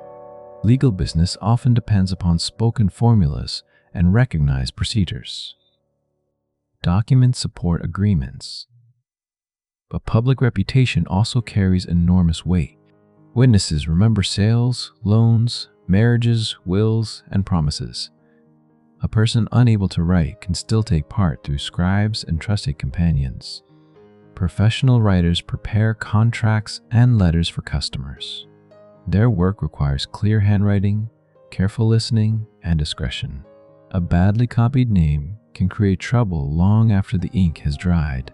Wax tablets remain useful for drafts before important words become permanent. Mistakes are smoothed away, and a sentence begins again. There is something gentle in that small possibility of correction. The city allows very little to be undone, but wax offers a second attempt. As midday approaches, people begin looking for something simple to eat. The largest meal usually waits until later, for those who can afford a settled evening. A midday meal may be bread, cheese, fruit, olives, or leftovers from yesterday. Workers eat near their shops, at food counters, or beneath shaded entrances. A bowl of lentils can provide warmth without requiring ceremony. Bread may be dipped into oil, wine, broth, or a strongly flavored sauce. Fresh fruit depends upon season and distance from growing regions. Figs and grapes appear commonly when available. Dried fruits travel farther and remain useful beyond the harvest. Nuts, seeds, and small cakes offer quick energy during a working day. Street food is especially important where private cooking space is limited. A thermopolium can serve people who have neither time nor fuel for a home meal. The counter may contain built-in jars, though hot foods require careful preparation behind it. Customers stand, sit briefly, or carry food away. Conversation moves quickly between weather, prices, gossip, and local news.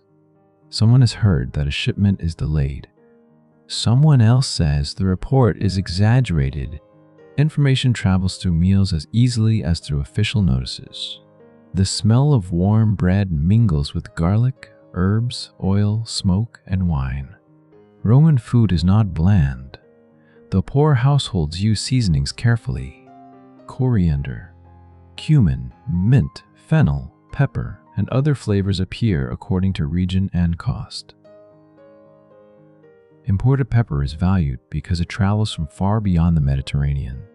Ordinary cooks may use local herbs instead. A small garden pot can provide fresh leaves for several meals. In wealthier homes, kitchen workers prepare more elaborate combinations. They grind spices, strain sauces, roast meats, and arrange dishes for presentation. The kitchen itself remains hot, smoky, and demanding. Prestige is displayed in the dining room, while labor remains behind the wall. An enslaved cook with rare skill may be highly valued, but still lack personal freedom. A poor free cook may possess freedom, yet struggle constantly for money. Ancient status cannot be measured along one simple line. Freedom, citizenship, wealth, gender, family, and occupation overlap in complicated ways. One person may hold privilege in one setting and vulnerability in another. The city contains no single ordinary life. It contains thousands of lives moving beside one another. Let that complexity remain soft and distant.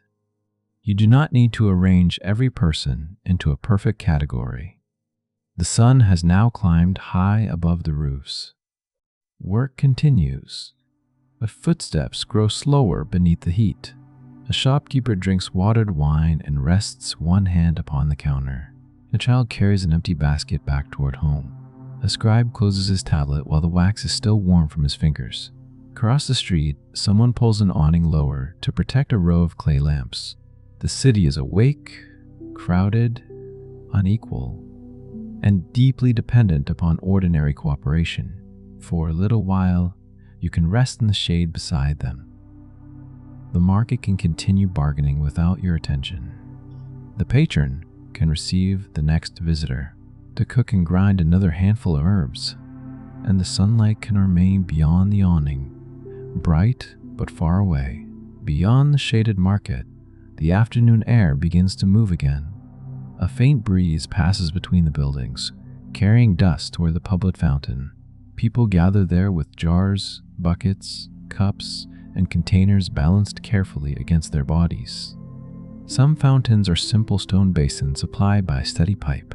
Others are decorated with carved faces through which the water enters. For households without private connections, these fountains are part of every ordinary day. Water must be collected for drinking, washing, cooking, and cleaning. A single trip may not provide enough for a large family or crowded household. Children, servants, and enslaved workers often make repeated journeys between home and fountain. Carrying water upstairs turns a remarkable urban system into tiring physical labor. The aqueduct may cross valleys and travel many miles, yet its usefulness finally depends upon someone lifting a heavy jar from the street. Roman engineers guide water using a very gentle downward slope. The channels must be carefully measured so the flow remains steady. Some sections run beneath the ground, protected from weather and damage.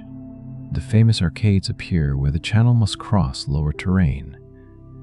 Settling tanks help remove sediment before water continues toward the city. Maintenance workers inspect channels and clear deposits that would slowly reduce the flow. Leaks, illegal connections, and damaged pipes require constant attention. Aqueducts are not machines that continue forever without human care.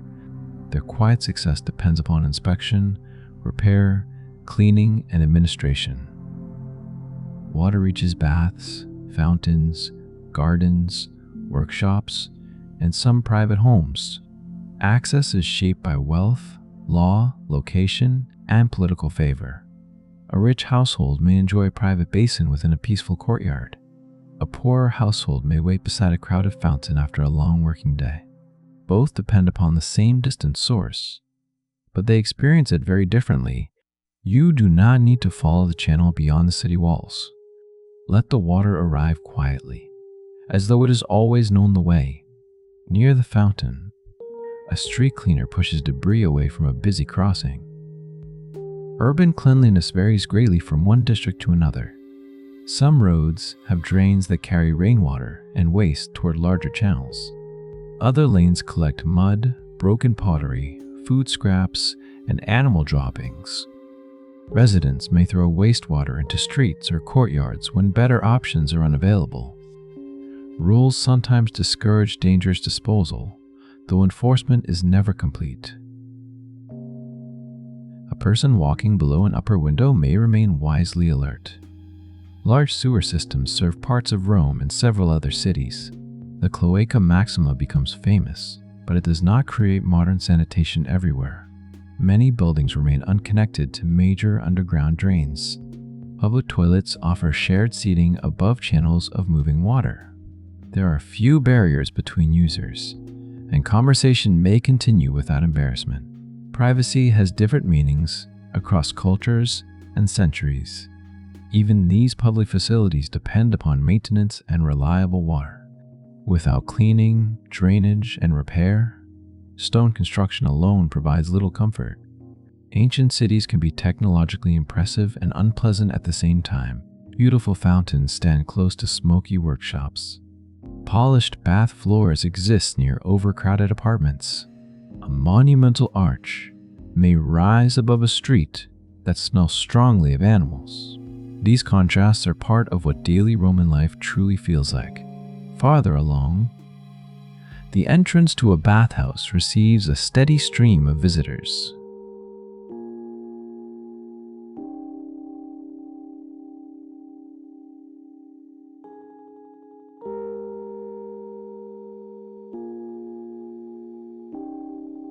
Some arrive after exercise, while others come after hours of dusty work. A small fee may be charged, though prices and arrangements change across time and place.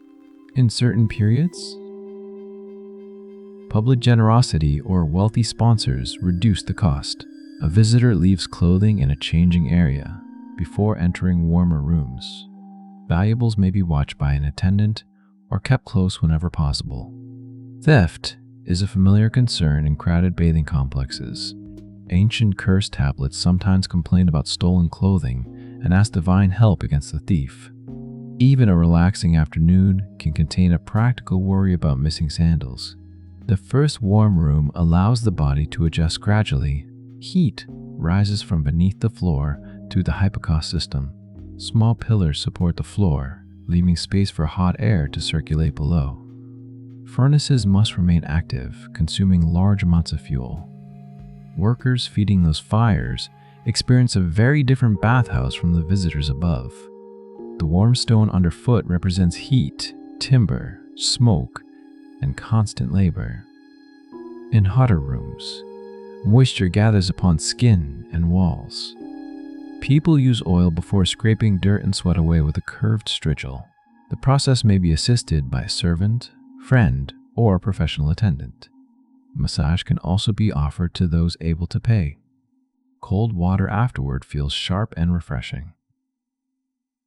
Some bath complexes contain swimming pools, gardens, libraries, exercise areas, and food cellars. Others are much smaller, serving one neighborhood with only essential rooms. There is no single Roman bathhouse repeated unchanged across the empire. Climate, wealth, local taste, and available space shape every building. In colder provinces, warm rooms may feel especially welcome during winter. In hotter regions, shaded courts and cooler pools become more inviting. People bring their own habits into spaces built under Roman influence. Languages overlap beneath the vaulted ceilings. Latin, Greek, and local speech mingle with the sound of water. Business discussions happen beside personal gossip. Someone asks about a shipment, while another describes a family celebration. A visitor hears a rumor and carries it into a different neighborhood before sunset. The baths function almost like a public living room for people whose homes are cramped, yet they are not equally comfortable for everyone.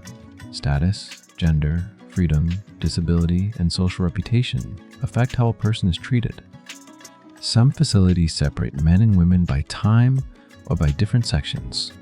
Arrangements change according to region, period, and local custom. Rules exist, but everyday practice rarely fits perfectly into one simple pattern. Beyond the baths, the road widens toward a city gate.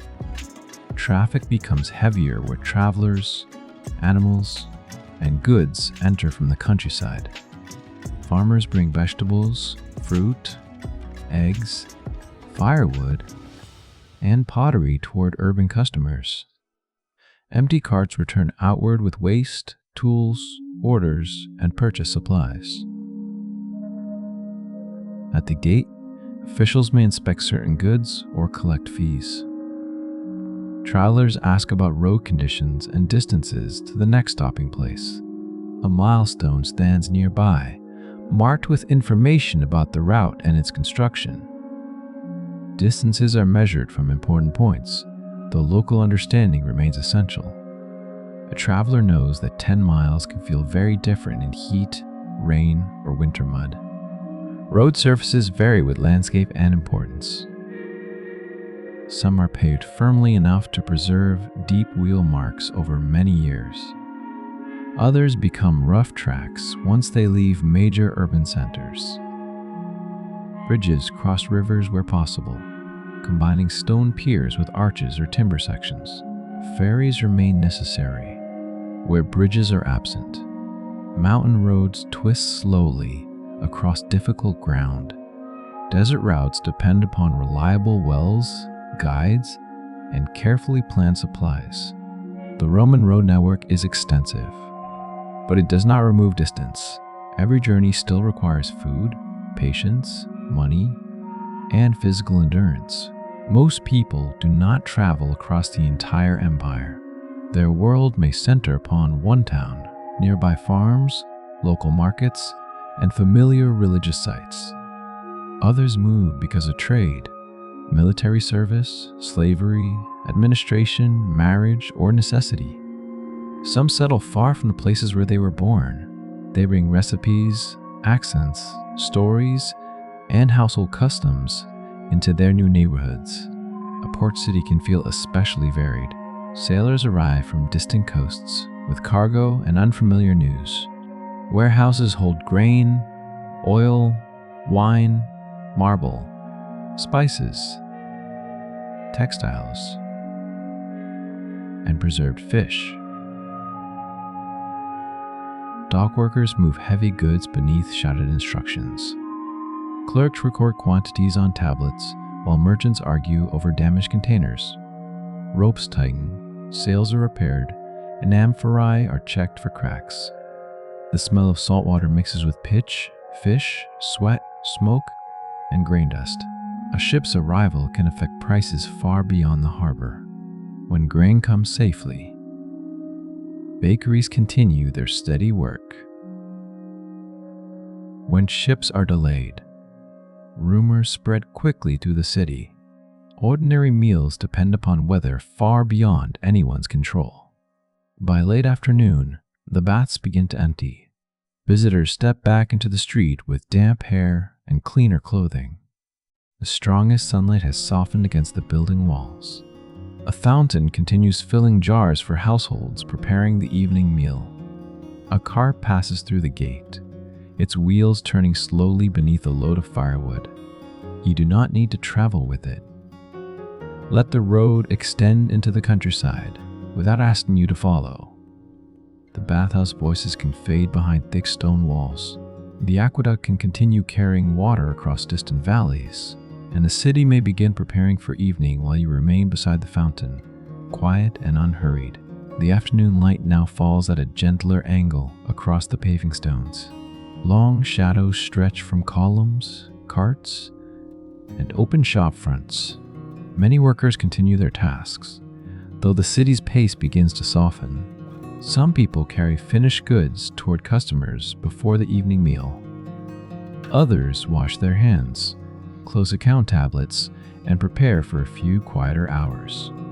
Leisure in the Roman world depends greatly upon time, money, status, and location. A wealthy household may enjoy gardens, private music, books, and long conversations. A laborer may have only a brief pause beside a fountain or food stall. Still, people in every part of society find ways to rest, play, listen, and laugh. Near a shaded portico, several people gather around a scratched gaming board. The lines may be carved permanently into stone or drawn quickly upon another surface. Small counters move across the pattern according to rules understood by the players. Some Roman games resemble strategy games, while others depend more heavily upon chance. The exact rules of many surviving boards are no longer completely certain, yet the concentration of the players would feel familiar in any century. One person studies the arrangement carefully before moving a piece. Another insists that the previous move was not allowed. A few watchers offer advice. Though no one has asked them, dice are also popular, even when authorities disapprove of gambling. They can be made from bone, ivory, stone, metal, or fired clay. Their shapes are often recognizable, with marked faces much like modern dice. Knuckle bones can be thrown for games of skill, prediction, or chance. Children use them, and adults also play with serious attention. A small wager can make an ordinary afternoon unexpectedly tense. For many people, however, the pleasure lies simply in passing time together. Elsewhere, children roll hoops along the edge of a quiet courtyard. A wooden toy car falls behind a piece of string. Dolls may wear tiny garments copied from adult clothing. Some are made with jointed arms and legs, allowing them to sit or move. Other toys are improvised from cloth, nuts, shells, sticks, and pottery fragments. A child does not need a perfect object to create an entire imaginary household. Games repeat the adult world in smaller and gentler forms. Children pretend to cook, trade, travel, marry, build, and care for animals. Through play, they also learn the routines surrounding them. A market stall becomes understandable by imitating the seller's voice. A household ceremony becomes familiar through repeated gestures. Even simple play carries traces of family, work, religion, and social expectation. You do not need to remember the rules of every game. Let the pieces remain on the board while the players continue without you. Beneath another colonnade, someone reads aloud from a scroll. Reading is often shared through the voice rather than experienced only in silence. The listener follows the rhythm, even without seeing the written words. Poetry is especially suited to performance and memory. Its repeated sounds help passages remain in the mind. Stories may concern gods, travelers, lovers, clever servants, or distant places. They may also describe ordinary misunderstandings within households and shops. Comedy often draws laughter from recognizable human weaknesses. Boasting, jealousy, hunger, confusion, and stubbornness belong to every age. A skilled storyteller can hold attention without elaborate scenery. A courtyard, a doorway, or a shaded garden becomes enough. Stories also travel orally through families and workplaces. An older relative remembers a village left many years ago. A sailor describes a harbor made difficult by sudden weather. A merchant exaggerates the dangers of a journey to make the final sail seem more impressive. Children hear local legends, alongside famous stories from Greece and Rome. Across the empire, these traditions mix rather than remaining perfectly separate. A tale told in North Africa may take on local landscapes and names. A story heard in Syria may be repeated later in Latin at an Italian port. Myths cross borders, but they change slightly with every speaker. The Roman world is connected by roads and ships, but also by voices.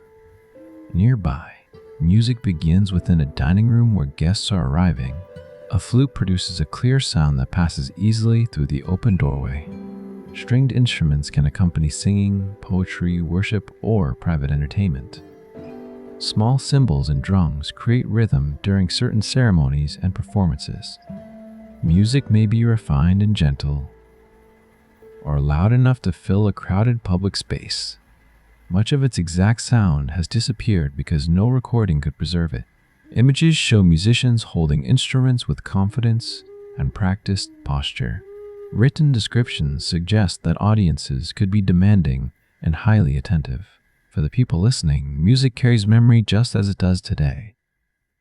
A melody may recall a festival, a childhood place, or someone no longer nearby.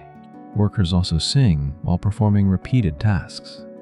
Rhythm helps coordinate rowing, grinding, lifting, weaving, and walking. A shared song can make tiring labor feel more connected.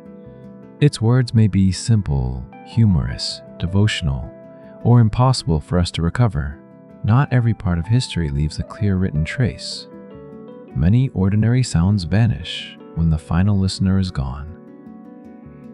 For tonight, you can imagine them only as a quiet movement beneath the city noise. Farther away, a theater audience gathers before performance. Roman theaters are built to carry voices outward through carefully arranged seating. Some productions use masks, music, gestures, costumes, and familiar character types. Audiences do not always sit in respectful silence. They talk, react, complain, cheer, and arrive after the performance has begun.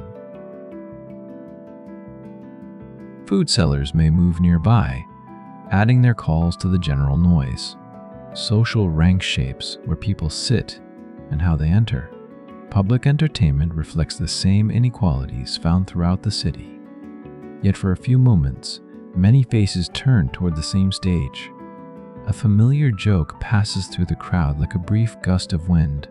Chariot racing draws even larger excitement in many Roman cities. Supporters identify strongly with racing teams and their colors. They discuss horses, drivers, previous victories, and expected results. Enthusiasm can become intense. Though not every resident follows the races closely, some people avoid the crowds or prefer less noisy pleasures. Others know every leading driver and argue about them for hours. Public spectacles help powerful patrons display generosity. They also give ordinary residents stories to repeat for days afterward. The famous amphitheater belongs to this world of public entertainment as well. Its events could include animal displays, stage performances, and violent contests. We will pass it quietly tonight without entering. The calmer streets offer enough to hold our attention. Near a garden wall, several people walk beneath trees and flowering vines. Gardens provide shade, scent, color, and relief from crowded stone surroundings. Wealthy homes may contain carefully designed private gardens. Public spaces can also include planted walks and sheltered seating. Laurel, rosemary, roses, fruit trees, and other plants vary with climate and taste. Water improves the atmosphere, where fountains and channels can be maintained. A garden is never effortless. Someone trims branches, carries water, removes weeds, and sweeps fallen leaves. Like every peaceful Roman space, it depends upon unnoticed labor. A visitor may admire a rose without considering who tended it through dry weather.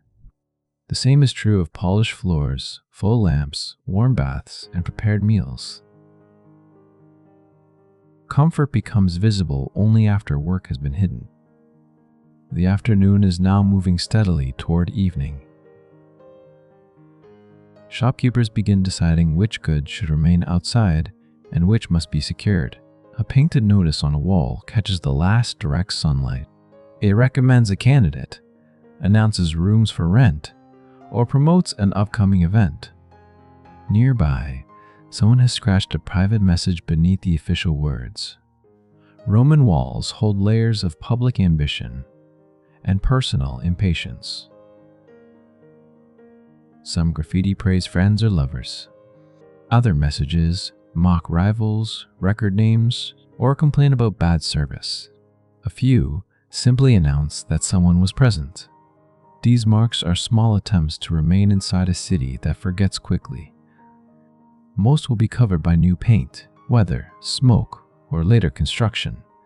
Others survive by accident beneath ash, plaster, or collapsed walls. The people who wrote them did not expect museums to preserve their handwriting. They were speaking to neighbors, customers, strangers, or one particular person. A wall could function like a notice board, advertisement space, and private message surfaced together. There is something intimate in these hurried words. They reveal that ancient people also wanted to recommend, tease, remember, and be remembered. As sunset approaches, a household prepares a small offering at its shrine. The figures may represent protective spirits, ancestors, or deities important to the family.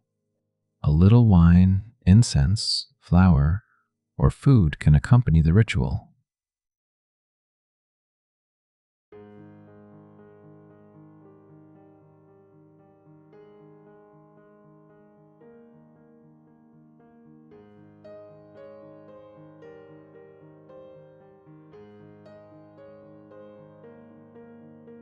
The gesture may take only a few moments. Religion is woven through meals, travel, business, birth, marriage, and household memory. Practices vary across regions and communities. The empire contains traditional Roman cults, local gods, imported traditions, mystery religions, and many private devotions. People may honor more than one divine figure without seeing any contradiction. A merchant asks protection for a journey. A parent gives thanks for a child's recovery. A household remembers those who died and remain part of family identity. The ritual ends, and ordinary conversation resumes. Someone asks whether enough lamp oil remains for the night. Someone else remembers that bread must be purchased before the shop closes. Sacred life and practical life rest beside each other. The shadows have now reached across the entire street. A water clock continues dripping inside a nearby building. Outside, the sundial has nearly finished its work for the day. Roman hours change in length with the seasons because daylight is divided into 12 portions. A summer hour can therefore last longer than a winter hour. Most people do not organize life by exact minutes. They follow sunlight, meals, public openings, work routines, and familiar sounds. Time is understood through movement rather than a number glowing beside the bed.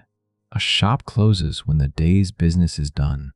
A meal begins when household members have returned.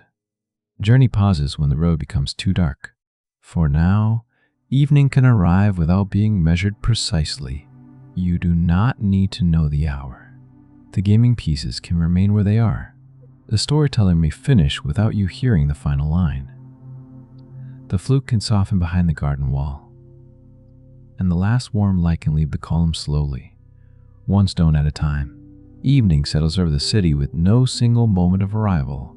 The sky fades from warm gold into violet above the roofs and temple columns. Shadows gather inside doorways, while the last market stalls close beneath folded awnings. A seller counts a few remaining coins before placing them inside a wooden box. Unsold fruit is carried indoors, shared with family, or saved for tomorrow when possible. Bread sellers brush crumbs from their counters and check the shutters once more. Some workshops become sleeping spaces as soon as the tools are put away. An apprentice rolls bedding across the floor where customers stood earlier. The smell of wood shavings, leather, oil, or metal remains in the room. Work does not disappear completely when the doorway closes. It waits silently beside the wall for morning. In another building, a family begins preparing the main meal of the day. For many households, dinner is practical rather than elaborate.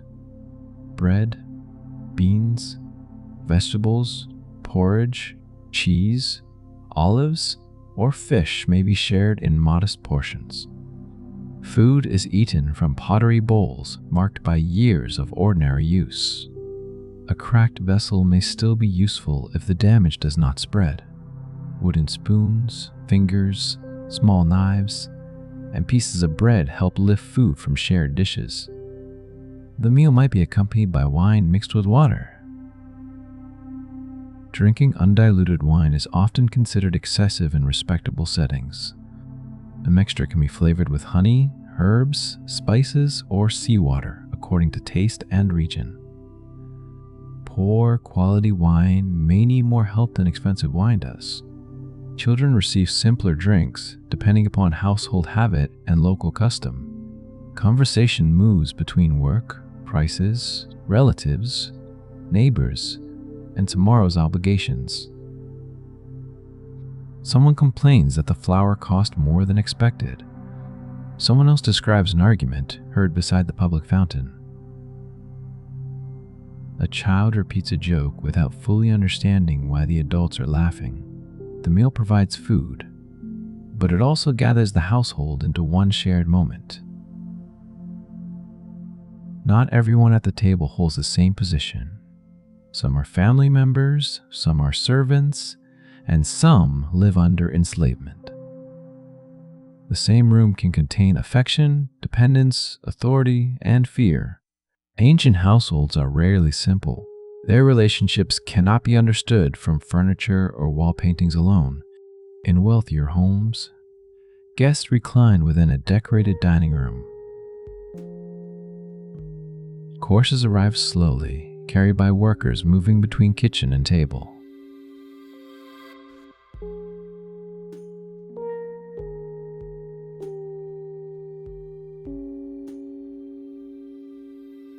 A host may serve imported foods to demonstrate wealth and connection. Pepper, fine wine, unusual fish, and carefully prepared sauces suggest distant trade networks. Guests discuss poetry, business, family alliances, or the latest public rumor.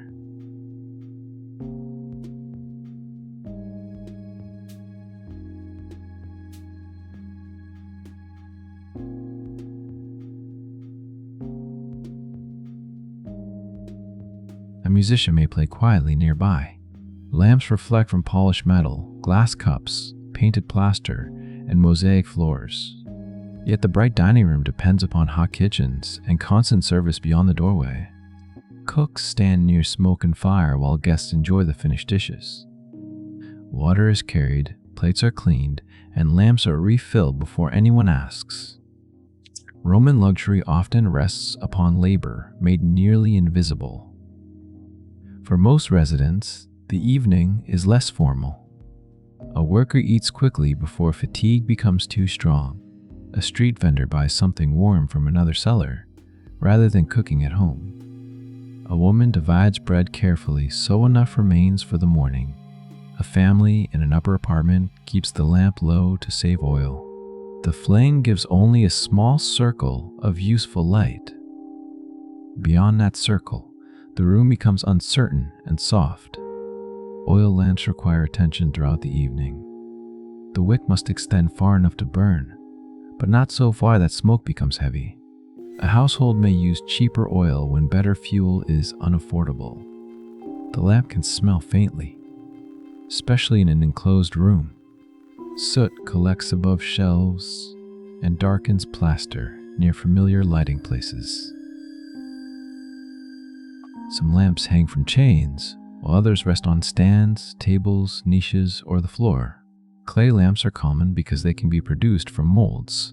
Designs may show plants, animals, masks, gods, or ordinary decorative patterns. A maker's mark sometimes appears beneath the lamp. An object used for a few hours each evening can travel across provinces through trade. A lamp made in one region may illuminate a household far away.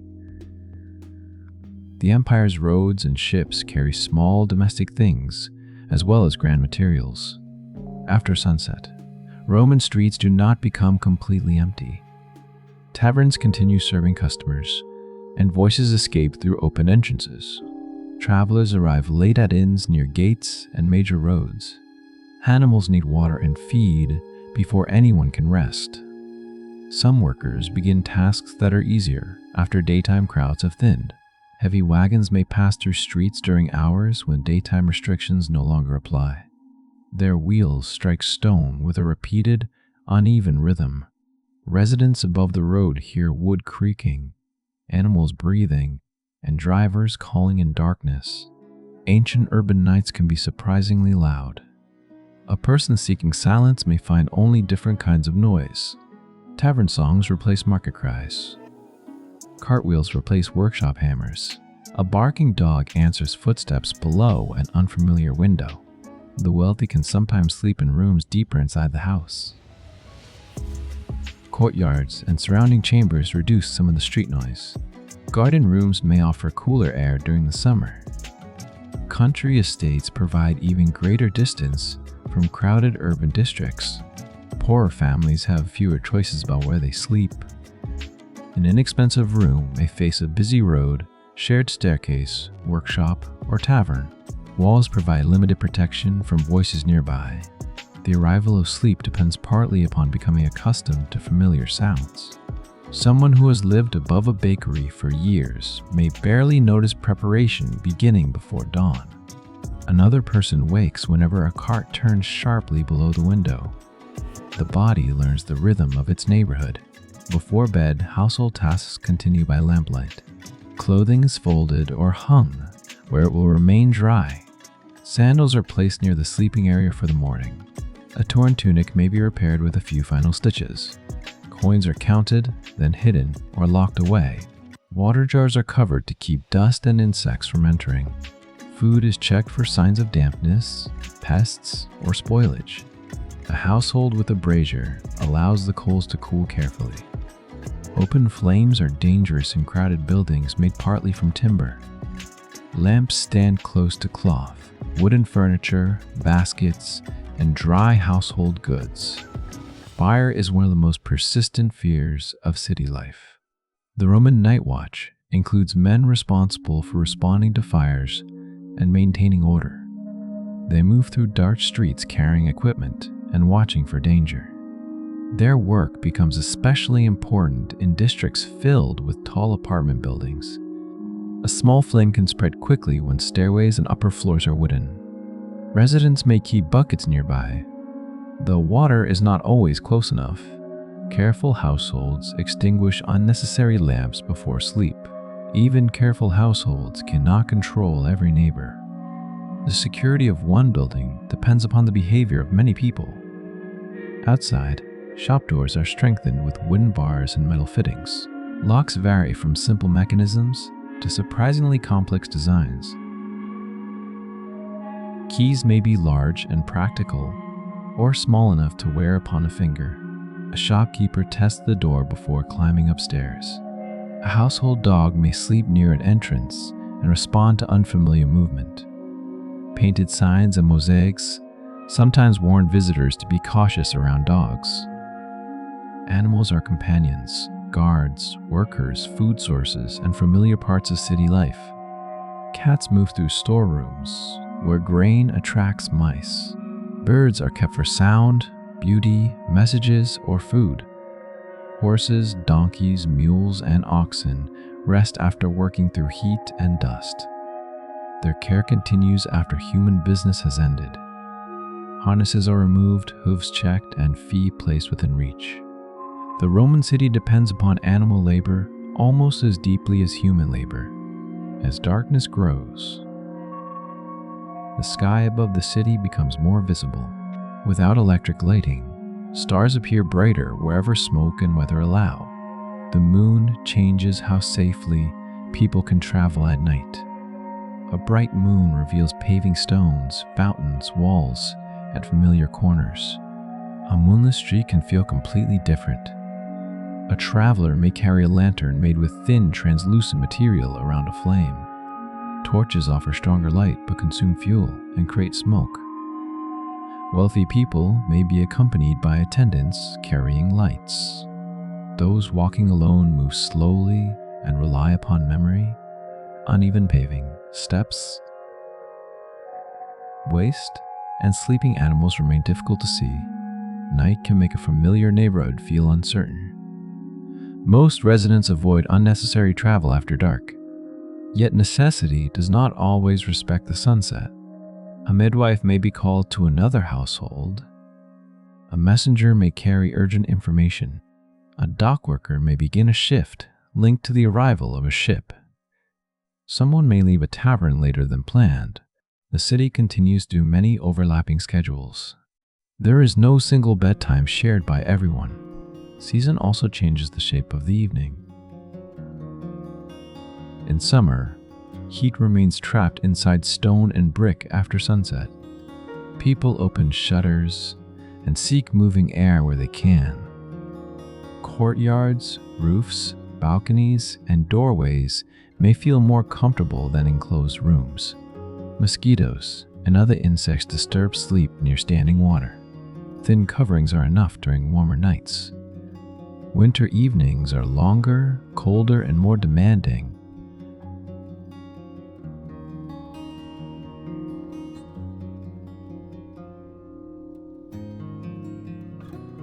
Fuel must be purchased, carried, stored, and used cautiously. Braziers provide limited warmth and may produce dangerous fumes in poorly ventilated rooms. Woolen clothing and blankets become especially valuable. People sleep closer together for warmth.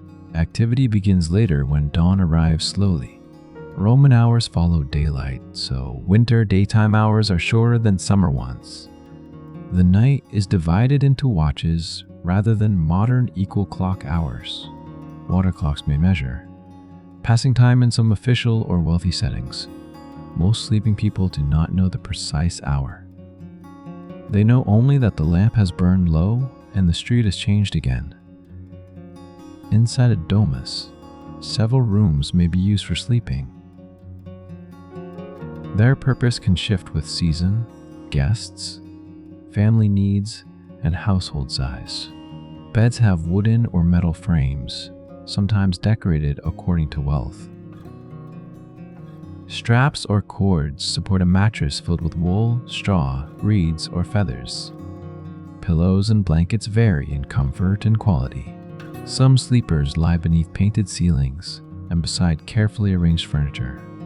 Others sleep on simple bedding placed directly upon the floor. In an insula, several people may share one small room. Parents, children, relatives, lodgers, or apprentices settle close together. Personal space becomes smaller during the night.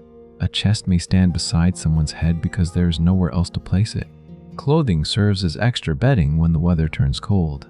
Sounds from neighboring rooms pass through walls and floors. A baby wakes, someone coughs, and footsteps cross the staircase, and then silence returns for a little while. You do not need to listen to every sound. They can fade into one distant rhythm, like rain beyond a closed window. Before sleep, some people offer a final prayer. A household shrine glows briefly in the lamplight. A small amount of wine, incense, or food may be presented. The gesture asks for protection, remembers family, or gives thanks for the day. Elsewhere, another household follows a different religious tradition. The Roman Empire contains countless local customs, gods, sacred stories, and ritual languages. Some people visit temples regularly. Others express belief mainly through household habits and seasonal festivals. Religious practice can be public, private, formal, practical, or deeply emotional. A traveler may carry a small protective object from home. A mother may keep an amulet near a sleeping child. A soldier far away may remember a local god from his birthplace. A merchant may promise an offering if a dangerous voyage ends safely. Belief travels with people across the empire. It changes shape while preserving memories of other landscapes. Roman identity never entirely replaces older cultural traditions. Latin words may be spoken beside Egyptian, Greek, Celtic, Semitic, or other languages. A household meal can follow one custom, while a public ceremony follows another. A child may grow up understanding several cultural worlds at once. The empire is united politically, but daily life remains richly varied. There is no single room in which every ancient person sleeps the same way. There is no single meal, prayer, language, or dream shared by all. Each city carries its own climate, ingredients, sounds, building materials, and memories. Even two neighboring households experience the same night differently. That variety can remain around you without needing to be explained further. The old world does not need to become perfectly simple before you rest. As the lamp burns lower, dreams begin to approach. Ancient people often believed dreams may contain messages or warnings. Writers collect unusual dreams and offer interpretations for recurring images. Dreaming of water might be understood differently from dreaming of fire. Animals, journeys, gods, family members, and public places fill sleeping minds. Some people consult professional interpreters when a dream feels important.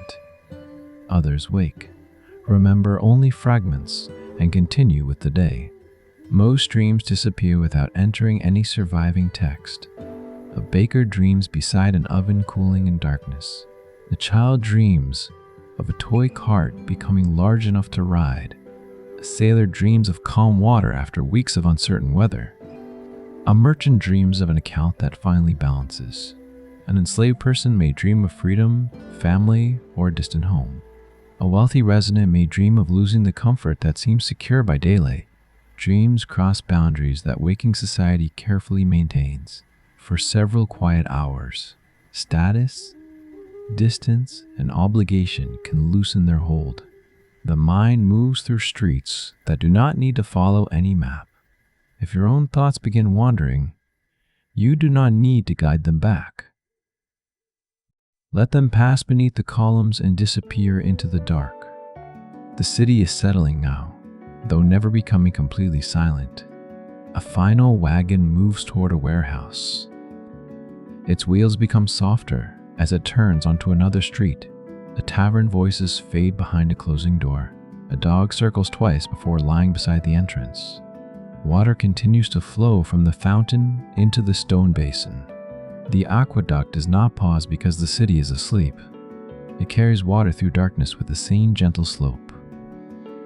Far beyond the walls, road travelers rest beside animals and covered goods.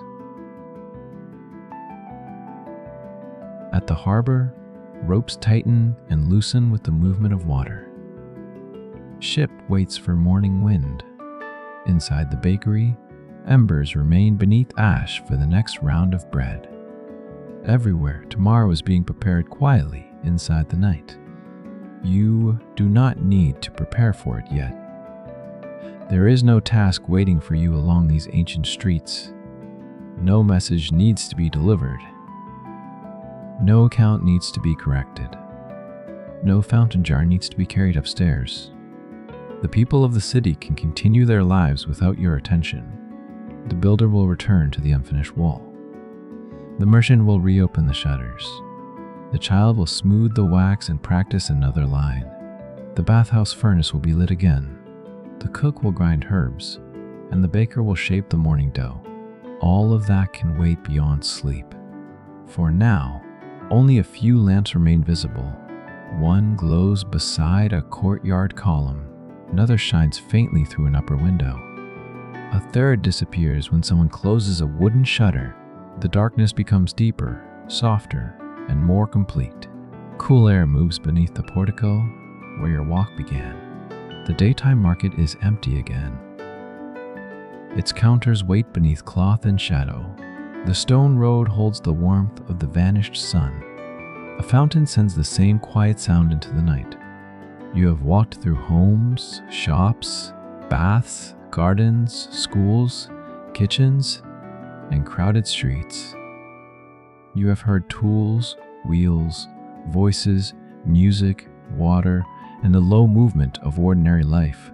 You have passed wealthy rooms and narrow apartments. You have watched meals prepared, messages written, clothes repaired, and lamps carefully filled. There's nothing more you need to remember. The details can loosen and drift away. Ancient Rome does not have to remain clear. Its buildings can soften at the edges. Its streets can become quiet shapes beneath the moon. Its many voices can blend into one gentle murmur.